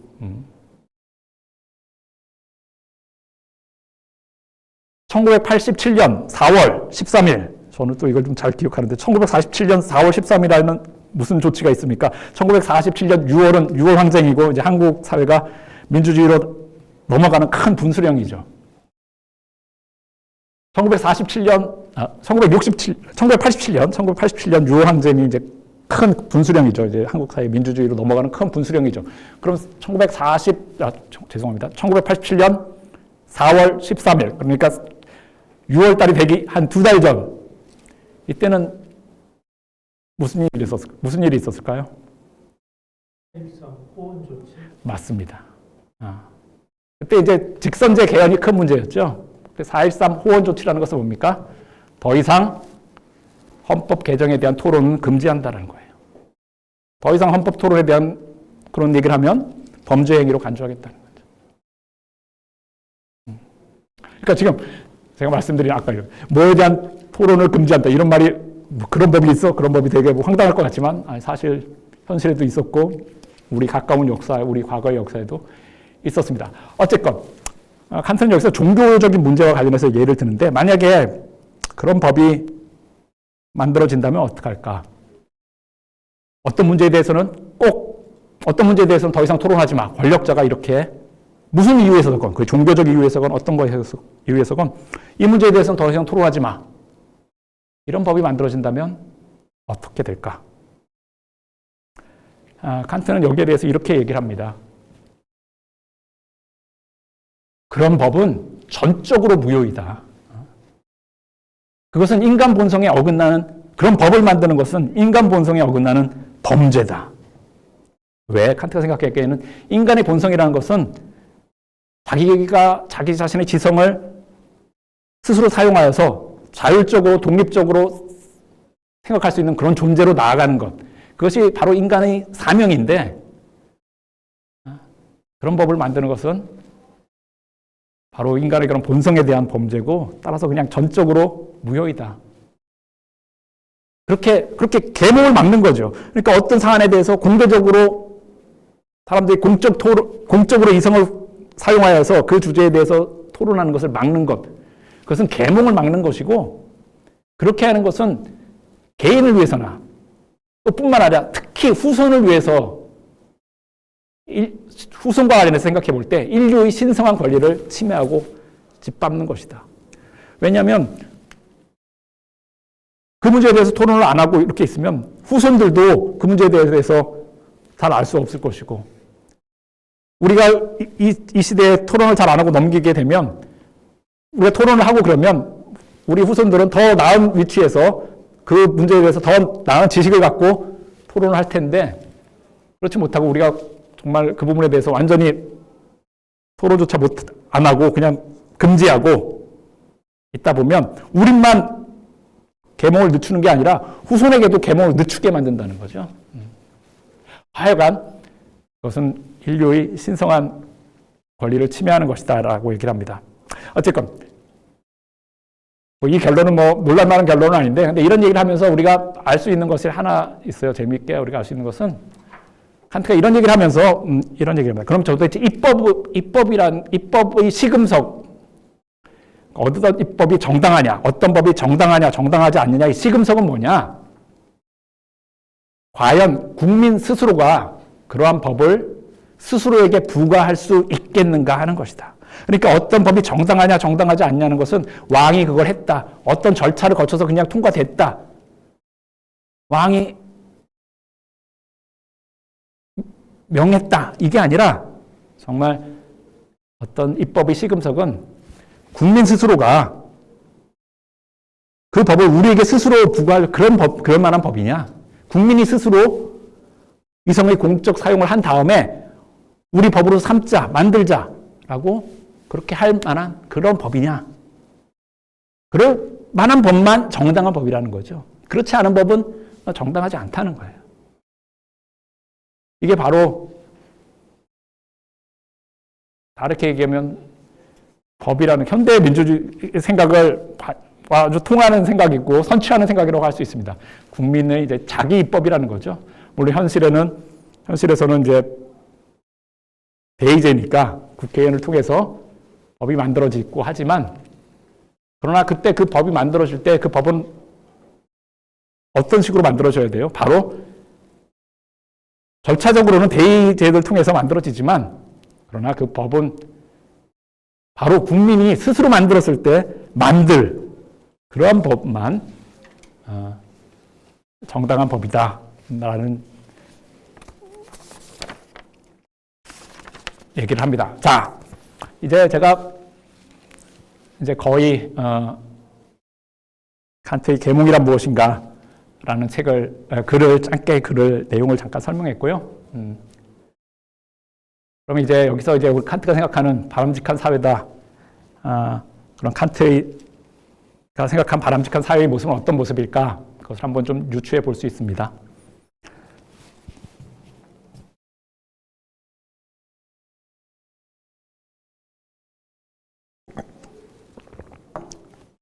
칸트는 이제 자신의 시대에 대해서 이렇게 얘기합니다. 본인이 살고 있는 시대. 이때 본인이 살고 있는 시대는 이제 독일 1784년의 글이거든요. 적어도 이제 프리드리히 대제가 다스리던 시대고 약간 이 사람은 계몽군주라고 불렸고, 적어도 그 당시에 비교해 보면 독일에서 약간 좀 자유로웠던 시기였던 것 같아요. 그래서 약간 칸트가 생각하기에 이렇게 자유롭게 자기도 이런 글도 쓸 수 있고 이런 시기였던 것 같습니다. 그러나 아직도 충분히 계몽된 모든 사람들이 미성숙 상태에서 벗어나서 이성의 공적으로 사용할 그런 자유를 충분히 누리고 있는 그런 사회는 아직 못 됐겠죠. 그래서 이제 칸트 스스로도 이렇게 얘기합니다. 우리가 아직 계몽이 된 그런 시대에는 살고 있지 않다. 그렇지만 계몽의 시대에는 살고 있다. 그러니까 계몽을 할 수 있는, 계몽이 좀 되고 있는, 그러니까 완전히 계몽되진 않았지만 계몽을 좀 해볼 수도 있고 계몽이 좀 되고 있는, 그럴 가능성이 있는 그러한 시대에 살고 있다라고 얘기하면서, 그럼 이제 칸트가 자기가 생각하는 어떤 바람직한 사회의 모습들을 우리는 거기서 칸트가 써놓은 글들에서 좀 유추해서 알 수 있습니다. 우리가 좀 벌써 좀 얘기했듯이 칸트가 생각하는 어떤 바람직한 사회는 어떤 사회일까요? 우리가 지금까지 얘기한 걸 보면 대충 이런 특징을 갖는 사회라고 할 수 있습니다. 양심에 관한 모든 문제에서 각자가 자신의 지성을 사용할 수 있는 자유가 주어지는 사회. 그러니까 내가 공직에 있고 공직과 관련해서는 내가 그렇게 내 마음대로 각자 생각대로 할 수는 없지만 내 자신의 양심과 관련된 문제에서는 나의 지성대로, 나의 판단대로 그렇게 살 수 있는 사회. 우리에게 좀 익숙한 말을 한다면 이런 사회라고 할 수 있습니다. 양심의 자유가 있는 사회, 사상의 자유가 있는 사회라고 할 수 있겠죠. 또 법을 만드는 것과 관련해서 국민이 자신의 이성을 공적으로 사용하여 법률 개선에 대한 견해와 현행 법률에 대한 기탄 없는 비판을 하고 그런 결과들이 이제 입법으로 이어지는 사회. 바로 이제 여기서 나온 이 지금 이 법률 개선과 법률과 관련하여 이제 이성을 공적으로 사용하는 것, 이것과 관련돼서 헌법이 보장하고 있는 자유는 어떤 걸까요? 우리 현대 헌법이 보장하고 있는 자유는? 그렇겠죠. 언론의 자유, 표현의 자유, 뭐 이런 것겠죠. 그런 것과 이제 우리에게 익숙한 그런 자유들이 잘 포함된, 그런 자유들이 잘 보장된 사회, 그것을 칸트가 생각하기에 이제 바람직한 사회로 생각하고 있습니다. 아직 칸트는 여기서 집회의 자유, 시위의 자유 이런 것은 사실 생각하지 못하고 있어요. 그런 거 했다가는 전혀 그런 거 생각하지 못하고 있어요. 집회의 자유, 시위의 자유는 아니고 그냥 오직 자기 생각을 글로 표현할 수 있는 자유 정도, 사상의 자유, 표현의 자유 정도만 생각하고 있습니다. 또 인간을 그 결과 어떤 사회가 돼야 되냐? 인간의 존엄성에 맞게 대우하는 그런 사회. 결국에서 인간의 존엄함에 맞춰서 그 인간을 대우하는 사회가 바로 칸트가 생각하는 그런 바람직한 사회라고, 그런 사회입니다. 저희가 이 얘기는 조금 더 이따 하고요. 근데 칸트가 이렇게, 제가 대충 이제 칸트가 쓴 계몽이란 무엇인가 얘기를, 논증 구조를, 줄거리를 좀 소개했는데, 근데 좀 읽다 보면 저로서는 되게 재미있게, 칸트가 이 논문의 마지막에 가면 이런 얘기를 해요. 인간사는 예기치 못한 이상한 행보로 진행된다. 전체적으로 고찰해 보면 거의 매사가 역설적이다. 칸트는 이제 지금까지 얘기를 통해서 바람직한 사회의 모습을 그렸잖아요. 이런 사회가 바람직한 사회다. 근데 이런 사회가 돼야 될 텐데, 근데 칸트가 마지막 끝나면서 약간 이런 얘기를 합니다.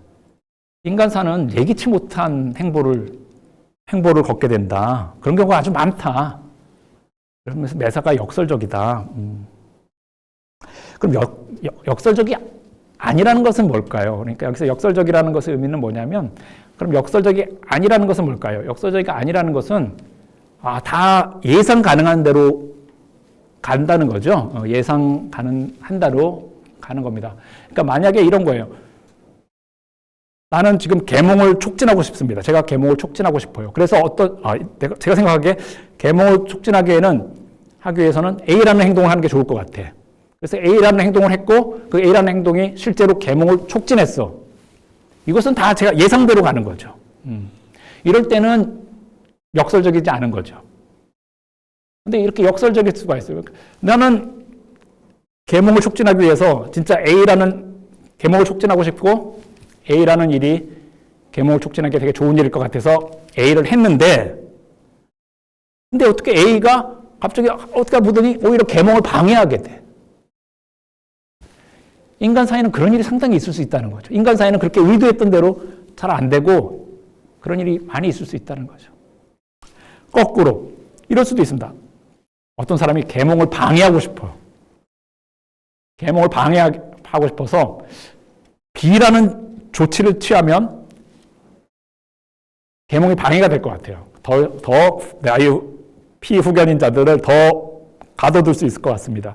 그래서 B라는 행위를 했는데, B라는 조처를 취했는데, 오히려 그 B라는 조치가 갑자기 사람들이 분노를 일으키게 하든 어떤 이유로 갑자기 대중들을 더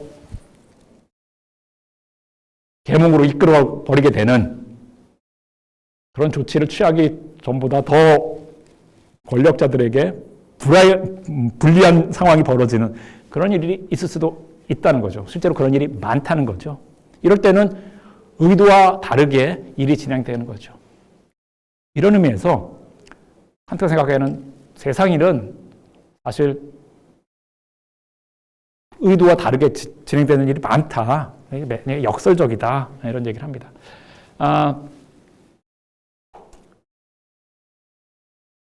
선생님들, 오늘 이 문장을 조금 기억해 두시면 좋겠어요. 여기서 매사, 인간사는 전체적으로 고찰해 보면 매사가 역설적이다. 이 말을 좀 기억해 주시면 좋겠고, 그리고 오늘 댁에 가셔서 책을 읽으실 때, 그 보편사의 이념을 읽으실 때,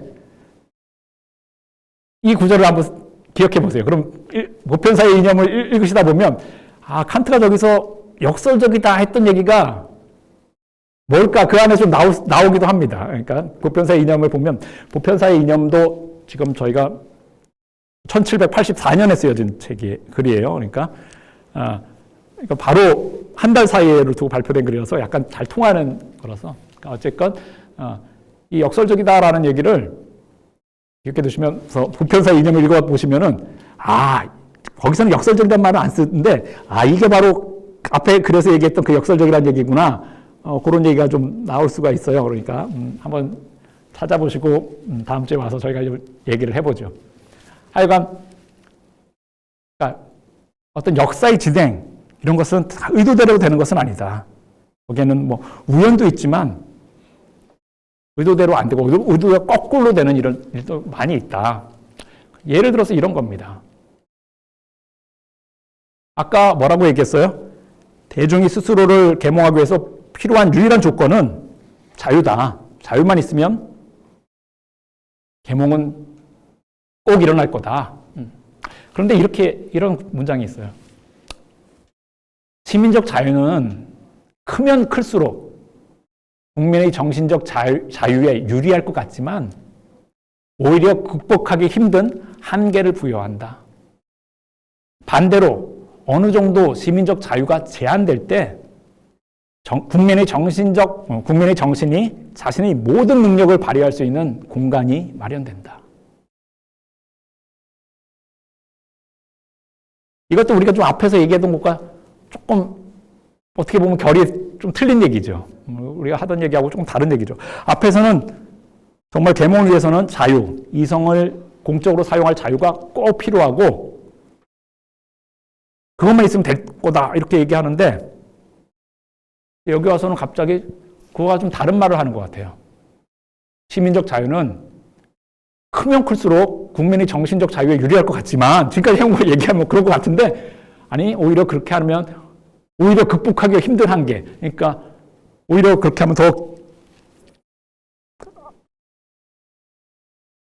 어떤 정신적 자유의 계몽에 방해될 일도 많고 오히려 반대로 어느 정도 시민적 자유가 제한될 때 국민의 정신이 자신의 모든 능력을 막 발휘할 오히려 좀 제한하니까 정신이 더 생동감 있어지고 더 활발하게 작동하는 어떤 그런 경우도 많이 있다. 오히려 그렇게 될 거다. 이런 얘기를 합니다. 우리가 좀 이 문장을 좀 해석해 볼까요? 어떤 면에서 이럴까요? 어떤 면에서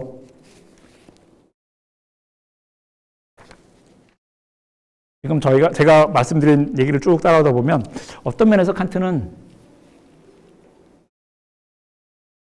무조건 자유가 클 수 있다는 거 좋은 거 아니고 어떤 면에서는 조금 일정 정도의 제한도 계몽으로 가기 위해서는 오히려 더 도움이 될 수도 있다. 얘기는 어떤 걸까요? 제가 지금까지 좀 말씀드린 것에 관련해서 좀 추측을 해보자면 무슨 얘기일까요?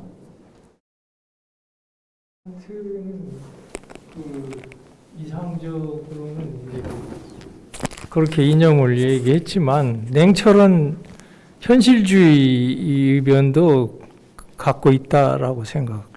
네, 그래서 맞습니다. 선생님 말씀 맞고요. 칸트는 정말 굉장한 냉철한 현실주의자예요. 정말 그런 면이 있고요. 근데 그러면 현실적으로 생각할 때 어떤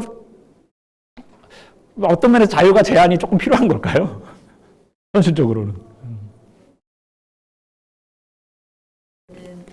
양면적으로 의무가 될 수 있다는 점을 고려하라인 것 같아요. 이렇게 자유를 부과했으면 그 자유가 자기가 누릴 때 거기서부터 의무도 생길 수도 있다. 네, 그러니까 자유가 너무 방종같이 쓰면 안 된다. 뭐 이런 말씀이죠. 그러니까 제가 일단 이 말이 의미하는 바는 제가 지금까지 설명해드린 바에 따르면 그리고 텍스트에 나와 있는 걸 보면 약간 하나는 이거인 것 같아요. 아까 우리가 말씀드렸듯이 이성의 공적 자유와 사적 자유를 구분했죠. 칸트가 얘기하기에는 꼭 필요한 것은 공적 자유인 겁니다. 다른 한편으로는 사적 자유는 제한돼야 된다. 왜냐?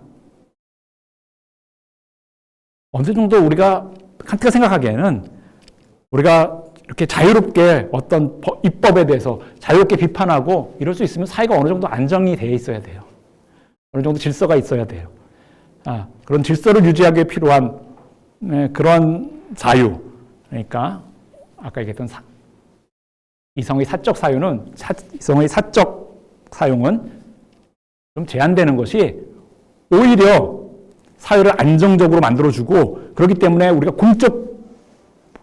이성을 공적으로 사용할 때는 훨씬 더 자유롭게 사용할 수 있는 조건을 마련해 준다는 거죠.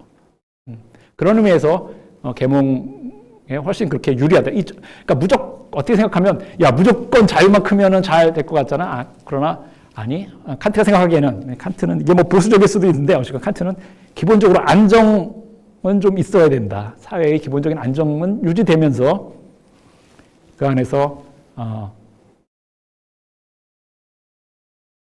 좀 활발한 토론이 있는 게 중요하다. 그래서 칸트는 혁명에 대해서는 좀 회의적이에요. 그것은 혁명이 일어나서 그 사회를 완전히 무너뜨릴 수는 있겠지만, 그러나 정말 계몽을 위해서는 인간의 정말 진정한 어떤 사고방식의 개혁이 필요한데, 그게 혁명같이 되지는 않을 것. 혁명 갖고 그렇게 갑작스럽게 이루어질 수 있는 일은 아닐 것이다. 그래서 정말 좀 천천히, 정말 도야를 하듯이 그런 천천히 이루어지는 쌓아가는 그런 과정이 있어야 될 거다라고 생각을 합니다. 뭐 덧붙여 잠깐 말씀드리자면 이게 1784년 글이잖아요. 프랑스 혁명이 1789년에 있었죠. 그래서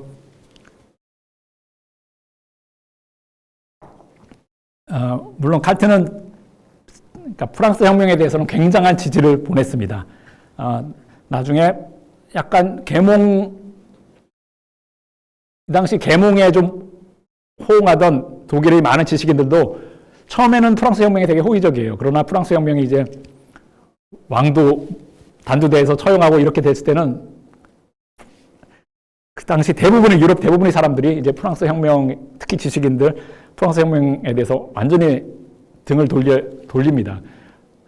그런데 칸트는 그때에도 끝까지 정말 프랑스 혁명의 대의에 대해서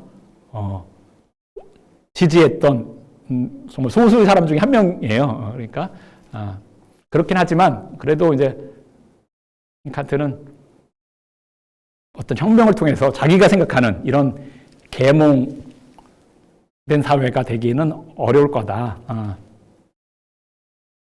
그렇게 생각하는 것은 분명한 것 같습니다. 그러니까 어떤 칸트가 생각하는 사회는 단지 뭐 제도만 잘 갖춰져 있고 이런 사회가 아니라 각 개개인이 정말 어떤 도야를 통해서 자기 지성을 스스로 사용할 수 있는 그 정도의 수준에 이른 사회인데, 그런 사회는 그렇게 무슨 혁명 통해서 되는 건 아니고 정말 천천히 노력해서 쌓아가는 게 필요하다고 생각하는 것 같아요. 네, 어쨌건 이제 칸트가 모든 어떤 매사에 세상 일은 역설적으로 흐르기 마련이다라고 하면서 했던 한 말 중에 하나, 이렇게 적은 자유가 더 유익할 때가 많다. 이 얘기는 하나는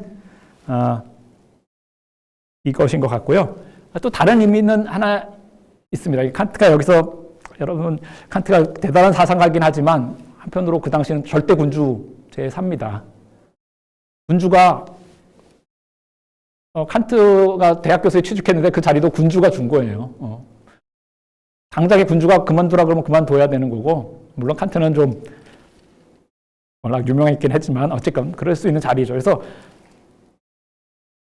약간 그런 존재예요. 그러니까 종교적으로 좀 어긋나는 얘기를 하면 굉장히 탄압을 받을 수도 있고 실제로 그런 일이 많은 그런 사회에 삽니다. 그래서 칸트는 한편으로는 이제 이 글을 읽다 보면 이 글에서 프리드리 대제를 굉장히 막 칭찬을 엄청 많이 해요. 그래서 프리드리 대제가 엄청난 군사력을 갖고 있다. 그래서 이 엄청난 군사력을 갖고 있는 것, 경우에 따라서 이렇게 군사력을 갖고 있는 것이 되게 억압적으로 보일 수 있지만 프리드리 대제는 이렇게 엄청난 군사력을 갖고 있기 때문에 자신감이 있기 때문에 시민들이 입법에 대해서 이러쿵저러쿵 떠드는 거 그런 거 다 봐줄 수 있다는 거예요. 자기가 자신감이 있기 때문에. 오히려 여기서도 약간의 역설이라는 거죠. 그러니까 군주가 군사력이 많고 이러면 되게 억압적일 것 같은데 오히려 역설적으로 군주가 센 군사력을 갖고 있으니까 자신감이 있어서 어떤 군주보다 자유롭게 이성을 자유롭게 사용하도록 허락한다는 거죠. 이런 것도 한편으로는 약간 칸트가 거기서 너무 그 프리드리 대제한테 조금 약간 아부하는 것 같기도 하면서 어쨌건 네, 그런 얘기를 합니다. 자, 제가 이제 칸트가 이제 계몽이란 무엇인가라는 글을 쓴 것을 좀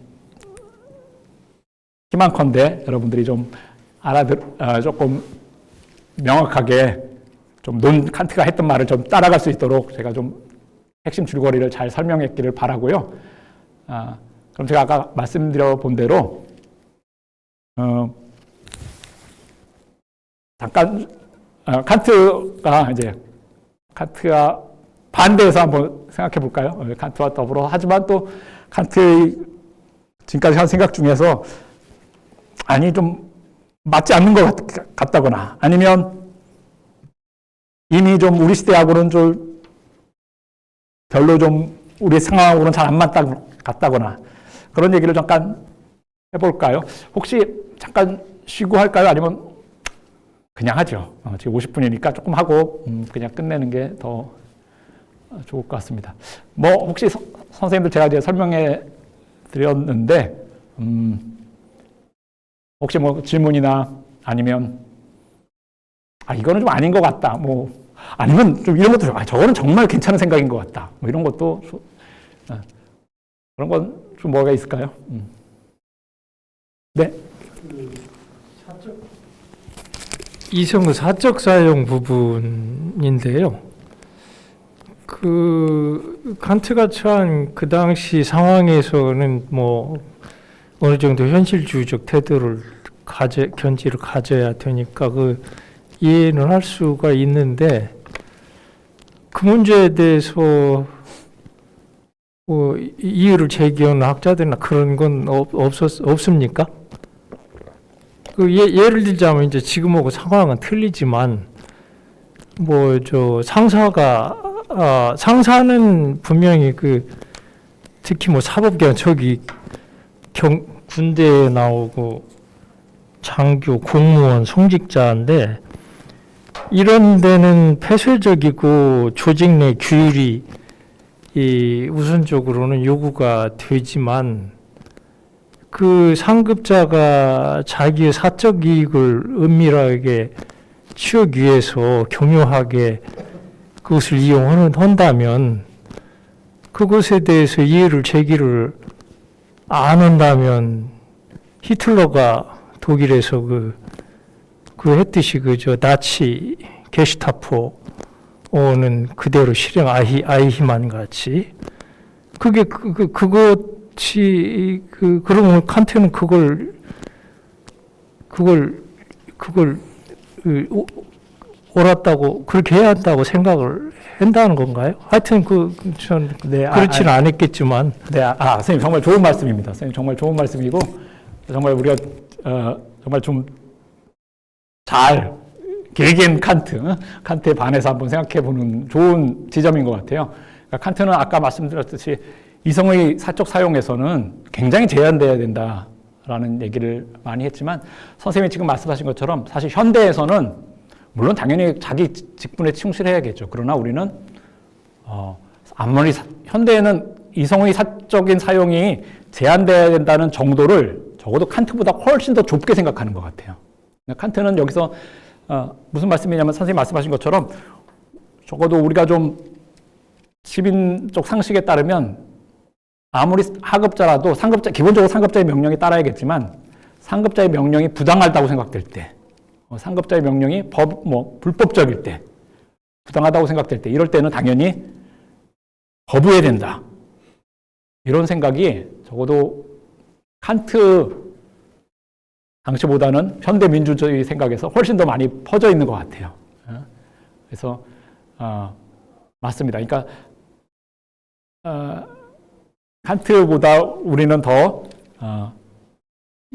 그런 공직에 있거나 국가 임무를 수행할 때도 단지 더 따질 수 있다고 생각하는 것 같아요. 더 우리가 상식에 비추어서 또 우리가 갖고 있는 헌법의 이념에 비추어서 더 따질 수 있다. 그러니까 이성의 공적 사용의 범위가 더 넓다고 우리는 생각하는 것 같아요. 그런 면은 그런 것 같습니다. 칸트는 그 점에서는 우리보다 조금 너무 좁게 생각한 면이 있는 것 같아요. 군주제에 살면서 또 좀 그럴 수밖에 없었을 수도 있을 것 같고, 그렇기도 합니다. 맞습니다. 저도 이 텍스트를 보면서 그렇게 느꼈어요. 칸트가 우리보다는 이 부분을 더 그냥 우리보다는 너무 사적 사용을 그냥 복종해야 된다. 너무 이런 식으로 생각하고 있구나. 우리보다는 그렇게 생각하고 있다. 그렇게 생각을 했습니다. 또 혹시 다른 좋은 지적이었던 것 같고, 혹시 다른 칸트하고 이견이 있으신 분 있을까요? 아니면 뭐 정말 칸트가 좋은 생각이다. 칸트를 좀 칭찬해주고 싶으신 생각도 괜찮고요.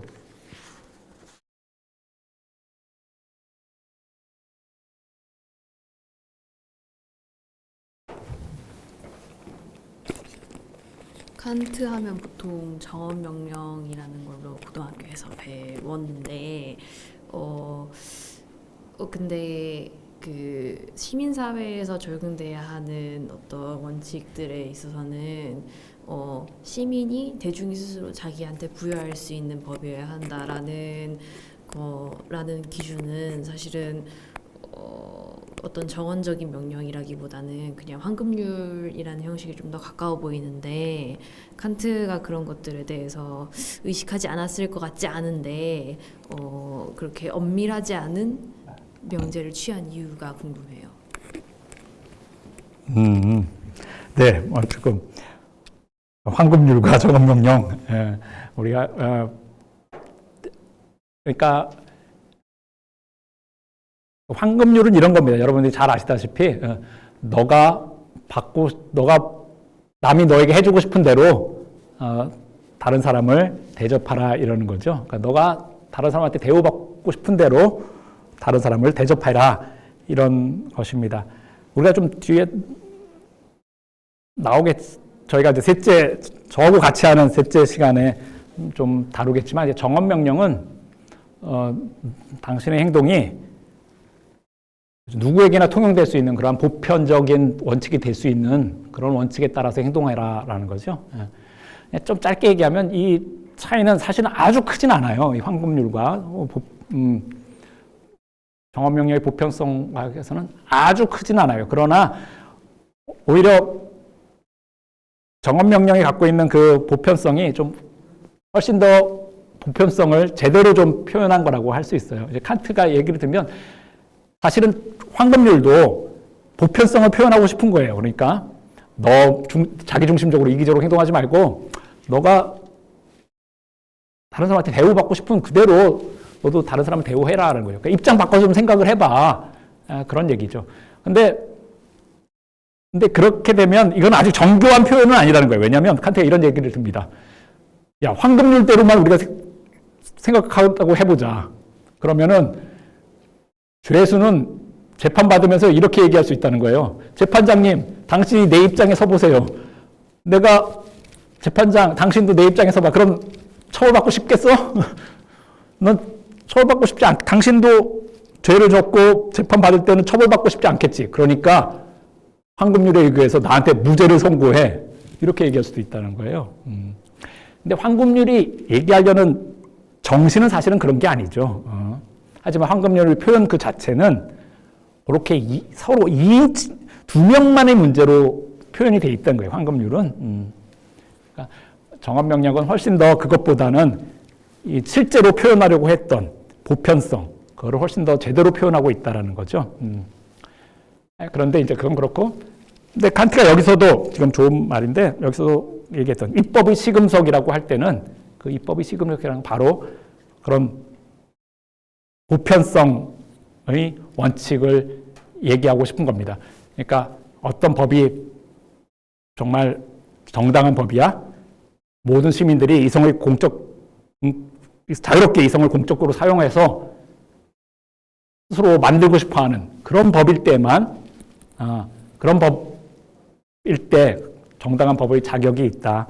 그러니까 어떤 특정 계급에게만 유리하다거나 이런 게 아니라 특정 계층에게만 유리하고 이런 게 아니라 어떤 보편성을 가질 수 있는 법일 때, 그리고 거기에 나가서 그것을 다 시민들이 원할 때 그런 법만, 그러니까 바로 이제 시민들이 자기 스스로 자기 입법할 수 있는 그런 법만이 정당하다라는 것을 표현한 생각이죠. 지금 현대민주주의가 갖고 있는 바로 그 생각이기도 해요.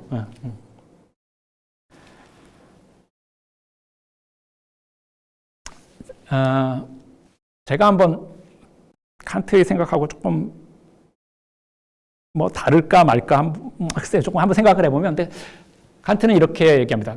자유만 있으면 될 거다. 물론 사적 자유는 좀 제한돼야 돼. 그러니까 약간 사회는 안정적이 유지된 상태에서 자유만 있으면 될 거다. 근데 한번 선생님 어떻게 생각하세요? 우리가 이제 계몽을 하기 위해서는 이성을 공적으로 사용할 수 있는 자유만 있으면 될 거다. 그러니까 이성의 공적 사용은 뭐예요? 누구나 자유롭게 다른 사람 앞에서 자기 의견을 얘기할 수 있다는 거죠. 사실 요즘은 그런 자유가 엄청 많이 퍼졌어요. 인터넷, 유튜브, 뭐 누가 그거 제한할 수도 없는 경우가 되게 많아요. 우리 시대에 와서 오히려 우리가 겪게 되는 하나의 문제는 뭐냐면, 모든 사람들이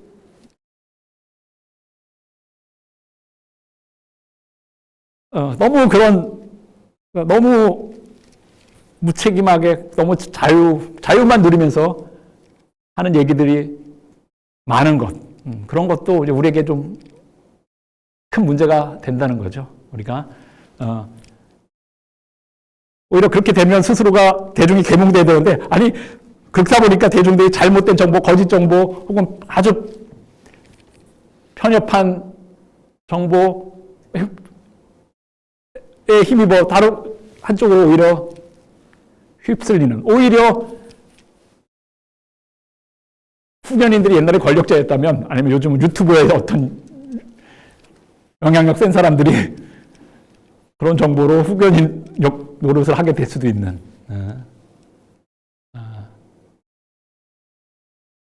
그래서 인터넷 사방에서는 그런 말이 있죠. 그러니까 뭐 모두 깎기 인형이다, 모두 까기 인형이다, 뭐 이런 말이 있잖아요. 그러니까 모든 방에 비판만 하면 다 거기에 대해서 통쾌해하고 그냥 환호하고 그러는데, 아니요, 우리가 정말 정말 계몽에 이르러서 우리가 정말 우리 자신의 지성을 제대로 사용할 줄 알기를 상태에 이르려면, 물론 우리는 당연히 이성의 사용할 자유가 있어야 되죠. 그러나 그 자유와 더불어서 어떤 면에서는 좋은 권위에 대한 인정이 좀 필요할 수도 있어요. 내가 이런 생각을 할 때 좀 참고할 만한 의견, 내가 이런 생각을 할 때 좀 인정받을 만한 그런 의견, 그게 바로 이제 좋은 의미에서 오피니언 리더가 되는 거죠. 사실 개인들이 전부 다 어떤 사안에 대해서 다 하나부터 열까지 다 공부하고 이러기는 생업도 있고 뭐 해야 될 일이 많은 사람들에게 불가능합니다. 그러니까 어떤 경우에는 정말 그런 문제가 닥쳤을 때 먼저 좀 의견을 들어볼 만한 그런 오피니언 리더, 좋게 얘기하면 그런 권위를 갖고 있는 사람이 사실은 필요해요. 그런데 이런 권위는 그냥 위에서, 물론 이런 권위가 있는 사람은, 그런 오피니언 리더는 위에서 딱 누가 세우는 건 아니죠. 오히려 저절로 우리 지성을 잘 활용하다 보면 스스로 우리가 생각하고 우리가 우리 지성을 스스로 잘 활용하다 보면 우리는 어떤 사람은 제대로 좀 저 사람 말은 참 충분히 들을 만하구나. 저 사람은 대체로 옳은 얘기를 하는구나. 저 사람은 참 사안을 잘 보는구나. 그런 우리가 인정하게 되는 사람이 있을 수가 있어요. 그러니까 이때 권위는 누가 억지로 세우는 것이 아니라 자발적으로 우리가 정말 뭐 중2병 걸린 사람처럼 모든 것을 까는 게 아니라 모든 걸 다 비판만 하면서 즐거워하는 게 아니라 실제로 우리가 우리 이성을 잘 활용하고 근거를 잘 따지다 보면 실제로 어떤 인정할 만한 사람들이 있고 그런 사람들이 생겨나기도 합니다. 그러니까 제 생각에는 이성의 공적 사용이 잘 된다는 것은 거기에 이성을 공적으로 사용할 때 아주 자유로워야 된다는 것도 있지만 동시에 어느 사회가 그 사회가 이성이 공적 사용이 잘 되는 사회는 동시에 뭐가 일어날 거냐면 그 사람들이 구성원들이 자발적으로 인정하는 어떤 권위 있는 의견들, 그런 권위 있는 좀 믿을 만한 오피니언 리더 이런 사람들이 또 있는 것이기도 할 것 같아요. 그런 의미에서 이런 의미에서는 이렇게 자발적으로 좋은 근거를 통해서 성립되는 권위와 이성을 사용할 자유는 이때 권위와 자유는 서로 대립적인 것은 아니라는 거죠. 오히려 서로가 서로를 북돋아주는 그런 관계가 될 수도 있는 것 같습니다. 그러면 그 칸트는 정말 이 생각을 못했을까? 정말 어쨌건 이런 생각을 계몽이 해가는데 자유와 더불어 자발적으로 인정받는 그런 권위 그런 것도 필요하다라는 생각을 칸트는 못했을까?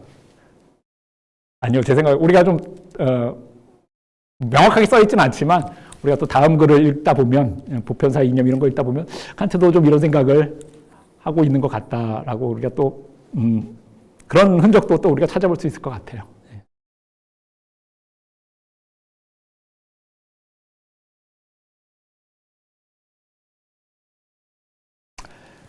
제가 그냥 짧게 하나만 또 언급하자면 칸트는 제가 생각하기에 지금 우리가 현대 사람들이 생각한다면 이렇게 생각할 것 같아요. 정말 이성의 공적 사용을 자유롭게 되려면 칸트는 여기서 정치적 억압만 없어야 된다는 거죠. 억압이 없어야 된다. 정치적 억압이 없고 뭐 말한다고 의사소통의 자유, 언론의 자유 이런 걸 잘 보장해야 된다라고 하는 건데 표현의 자유, 언론의 자유 이걸 사상의 자유, 양심의 자유 이걸 잘 보장해야 된다고 생각하는 건데 근데 아마 우리 현대인들이 지금까지 우리가 칸트보다 한 300년 후대에 살면서 그 많은 있었던 시대를 경험을 통해서 현대인들이 얻은 인식 중에 하나는 뭐냐면 그렇게 이성을 공적으로 사용하고 하기 위해서도 어떤 경제적 안정, 경제적 자유도 좀 필요하다는 걸 것 같아요. 우리가 너무 생존에 급급하다 본다면 그리고 우리가 생존에 급급하기 위해서 누구에게 굉장히 복종행만 해야 된다면 어떤 생존을 위해서 비굴한 조건들을 막 받아들여야 되는 그런 상황이라면 그런 상황에서는 정말 이성의 공적 사용이 힘들다. 이게 아마 우리가 칸트 이후에 한 300년간 지나오면서 우리가 많이 공유하게 된 생각인 것 같습니다. 그래서 사회는 동시에 이성의 공적 사용을 통해서 자유롭고 그런 사용이 되려면 사회 구성원들에게 어느 정도의 경제적 안정 또한 주어줘야 될 것이다. 이게 아마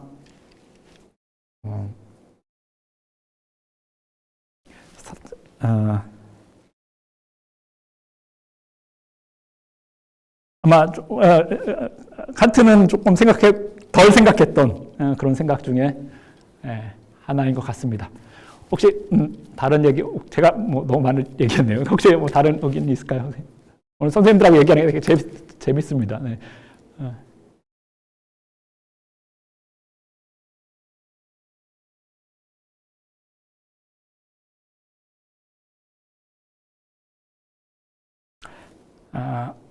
시간은 됐는데요. 제가 그럼 그냥 마지막으로 한마디만, 그냥 마지막으로 이 책, 계몽이란 무엇인가를 읽으면서 저한테는 좀 개인적으로 재밌었던 구절 하나를 제가 한번 소개하고 그냥 마칠게요. 이런 구절이 있습니다. 편견을 심는 것은 해로운 것이다. 편견은 결국에는 그 편견을 심은 사람에게 복수하게 되어 있다. 이런 말이 있어요. 편견을 심는 것은 해로운 것이다. 편견은 결국에는 그 편견을 심은 사람에게 복수하게 된다. 이런 말이 있어요.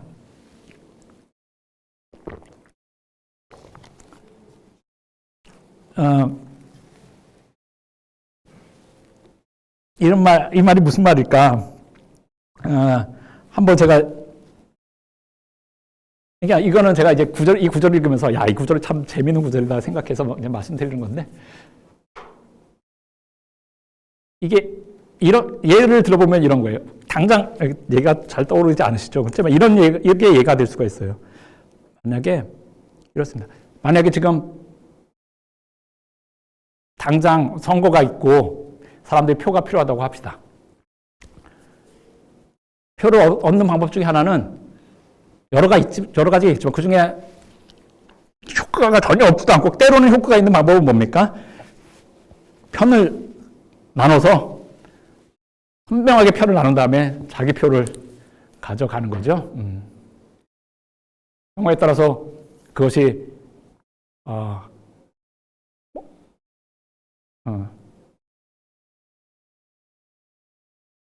현대 사회에서 지금 한국 사회도 어떤 부분에서는 많은 부분에서 조금 페미니즘에 대한 반감이 있어요. 페미니즘에 대한 반감이 있어요. 굉장히 널리 퍼져 있어요. 그러니까 그러면 표를 얻는 방법 중에 하나는 이제 페미니즘 반페미니즘적인 입장을 굉장히 강하게 취하는 거죠. 그럼 상당 정도의 표를 얻을 수 있습니다. 그러면 그게 얻을 수 있어요. 그러나 그게 편견을 심는 거죠. 하나의 예를 들었어요. 그게 편견을 심는 거죠. 어느 정도 성공할 수 있습니다. 그러나 그런 정치 세력이 더 커지려고 하고 정말 이 사회 전체를 대표하려는 정치 세력으로 부흥하려면 그러나 결국에는 그 표 갖고는 안 되거든요. 갈라치게 해서 일정 표를 확 얻어서 일단 자기 자신이 생존하는데 약간 존재감을 알리는 데는 그런 갈라치기 작전이 유효할 수가 있어요. 그리고 거기에는 편견을 심는 것이 굉장히 좋은 유리한 혹은 효과적인 방법일 수도 있죠.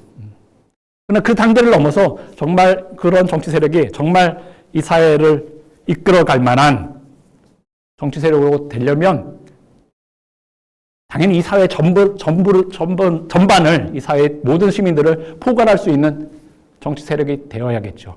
그렇게 자기 입장을 넓히려고 하면, 그럼 어떻게 됩니까?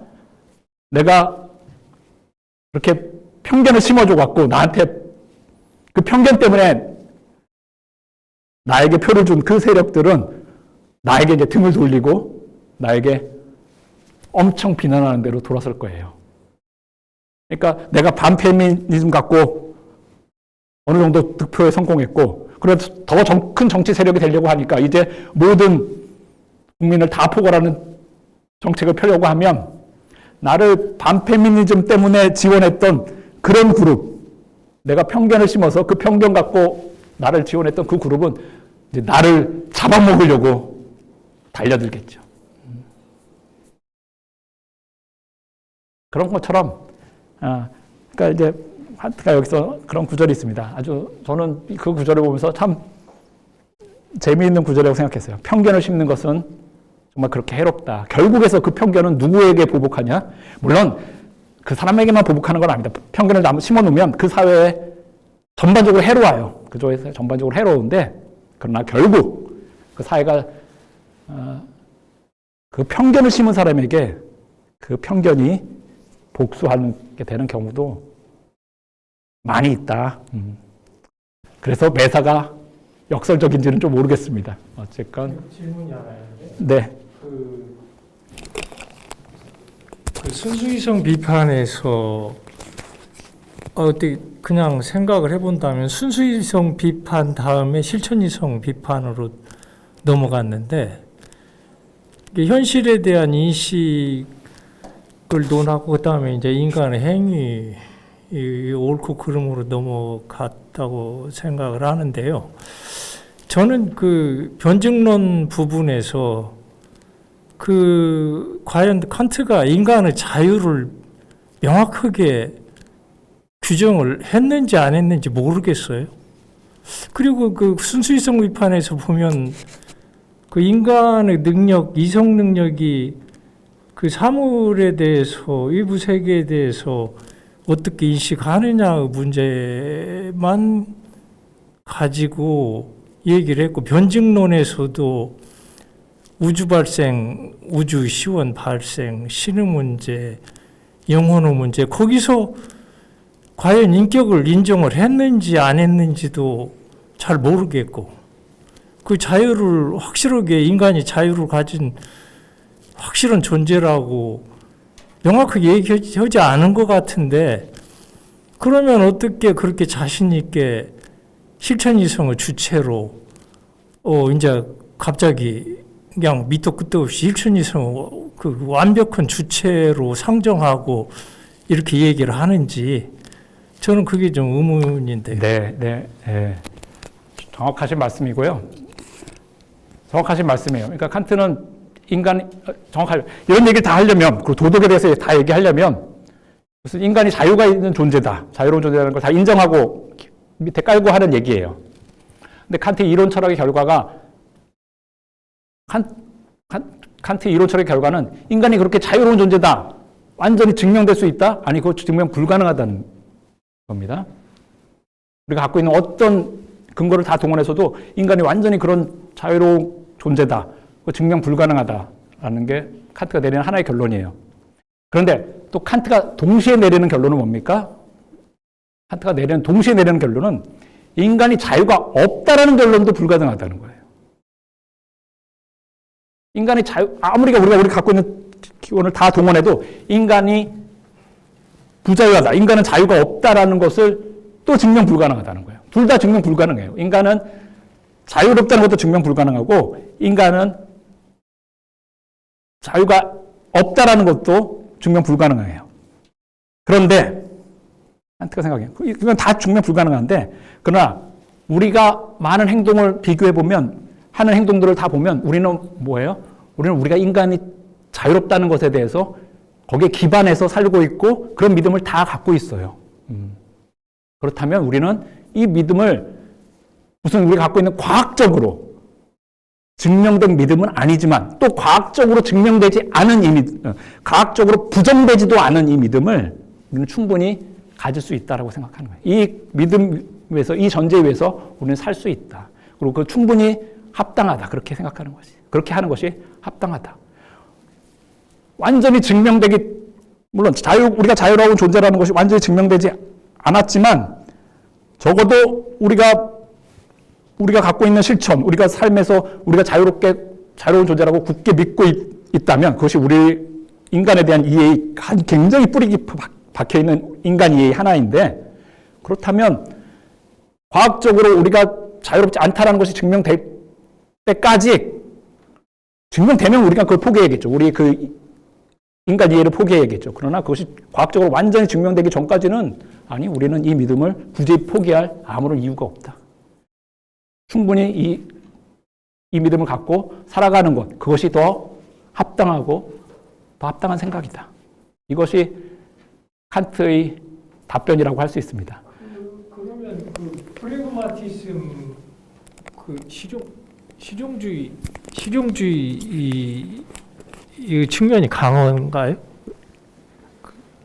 그거를 실용주의라고 표현해야 될지 모르겠는데, 물론 이런 입장이 많은 분들한테는 좀 속 시원한 입장은 아니에요. 그럼 공X 중에, 그럼 자유롭다 아니다 하면 둘 중 해야지, 속 시원한 입장은 아닙니다. 근데 이거를 실용주의적인 입장이라 할지 모르겠지만, 칸트가 쓰는 표현에 따르면, 실천이 이론에 대한 우위라고 할 수 있어요.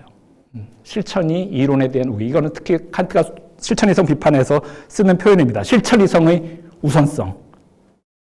실천이성의, 그 말이 뭐냐면 우리가 과학적으로 증명할 수도 없지만 우리가 과학적으로 부정할 수도 없는 그런 명제들이 있는데 그것이 우리 삶에 정말로 뿌리 깊게 있고 우리가 그것을 우리 삶을 완전히 뒤엎지 않는 한 그것이 우리 뿌리 깊게 우리 삶에 있던 그런 것이라면 굳이 우리는 충분히 그런 전제들, 그런 명제들을 믿고 생활하는 것이 오히려 합리적이다. 그걸 버리는 것보다 그걸 믿는 게 더 합리적인 거다. 이렇게 얘기할 수 있습니다. 여기 한 표로 얘기가 나왔으니까 잠깐만 얘기를 하면 우리가 정말 자유로운 존재라고 우리에게 뿌리 깊게 있는 것을 우리가 그런 생각을 인간에게 뿌리 깊게 하고 있다는 게 뭡니까? 그게 바로 우리가 우리를 도덕적인 존재라고 보는 거예요. 다르게 얘기하면 여러분 누가 뭐 잘못하면 남을 비난해요. 야, 저 사람은 왜 저러냐? 저 사람은 왜 저러냐? 그렇게 비난해요. 우리는 우리 삶에서 다른 사람을 그렇게 비난하는 거 없을 수가 없어요. 남이 잘못한 거 보면 아, 저 사람은 왜 저러냐? 저러면 안 되지. 이렇게 비난해요. 이게 우리 삶에 갖고 있는 다를 수 없는 어떤 모습이에요. 그런데 우리가 다른 사람을 비난한다는 것의 끝 근저에는 뭐가 있습니까? 그 사람은 다르게 행동할 수도 있었다는 거예요. 그 사람은 자유가 있는 존재라는 거예요. 그 사람은 자유가 있는 존재라고 우리가 생각하기 때문에 그 사람의 행동에 대해서 비난하는 거예요. 어떤 사람이 잘못이 자유도 없이 그냥 그렇게 돼 있는 사람이야. 그냥 아무런 자유도 없는 존재야. 그 사람은 그냥 그렇게 돼 있어 하면 우리는 비난하지 않습니다. 그냥 헛웃음 치고 아이고 뭐 어쩔 수 없네. 거기에 대해서 화내지 않을 거예요. 이렇게 얘기하면 우리가 화를 낸다는 거. 어떤 사람의 행동에 대해서 부당하다고 그러니까 신경질 내는 거 말고요. 다른 사람의 행동에 대해서 그것이 부당하다는 이유로 우리가 분노하고 거기에 대해서 비난하고 우리 삶이 진짜 어쩔 수 없는 모습인데 그 모습 밑바탕에는 그럼 파고 들어가면 뭐가 있습니까? 우리가 그 사람을 자유로운 존재로 생각한다는 그 인간 이해가 밑바탕에 있어요. 이만큼 우리가 인간을 자유로운 존재로 본다는 것은 우리 삶에 그렇게 뿌리 깊게 깔려 있다는 것이죠. 따라서 그렇다면 이것을 과학적으로 우리 믿음이 이 믿음이 과학적으로 부정되지 않았다면 우리는 그때까지는 이 믿음을 유지하는 것이 부정하는 것보다 훨씬 더 합리적이고 훨씬 더 합당한 것이다. 이것이 칸트의 생각이고 저는 그 말이 훨씬 맞는 말인 것 같아요. 저는 개인적으로 그 말이 정말 맞는 말인 것 같습니다. 자, 좀 시간이 많이 됐고요. 제가 강의가 오늘 같이 이렇게 2시간을 보낼 수 있어서 전 되게 즐거웠습니다. 저한테 좀 즐거웠던 것처럼 여러분들께도 좀 즐거웠으면 좋겠습니다.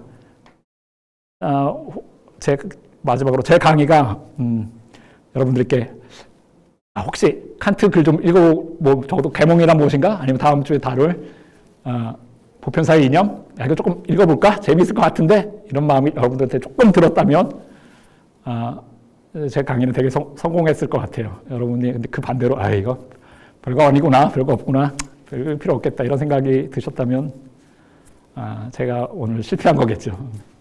하지만 저는 실패했지만 모르지만 어떻게 칸트 글 자체는 충분히 읽을 만하다는 것은 누구나 다 인정하는 거니까요. 네, 다음 주에 올 때 조금 읽어오시면 저희가 더 재미있는 시간을 가질 수 있을 것 같습니다. 오늘 긴 시간 함께해 주셔서 감사합니다.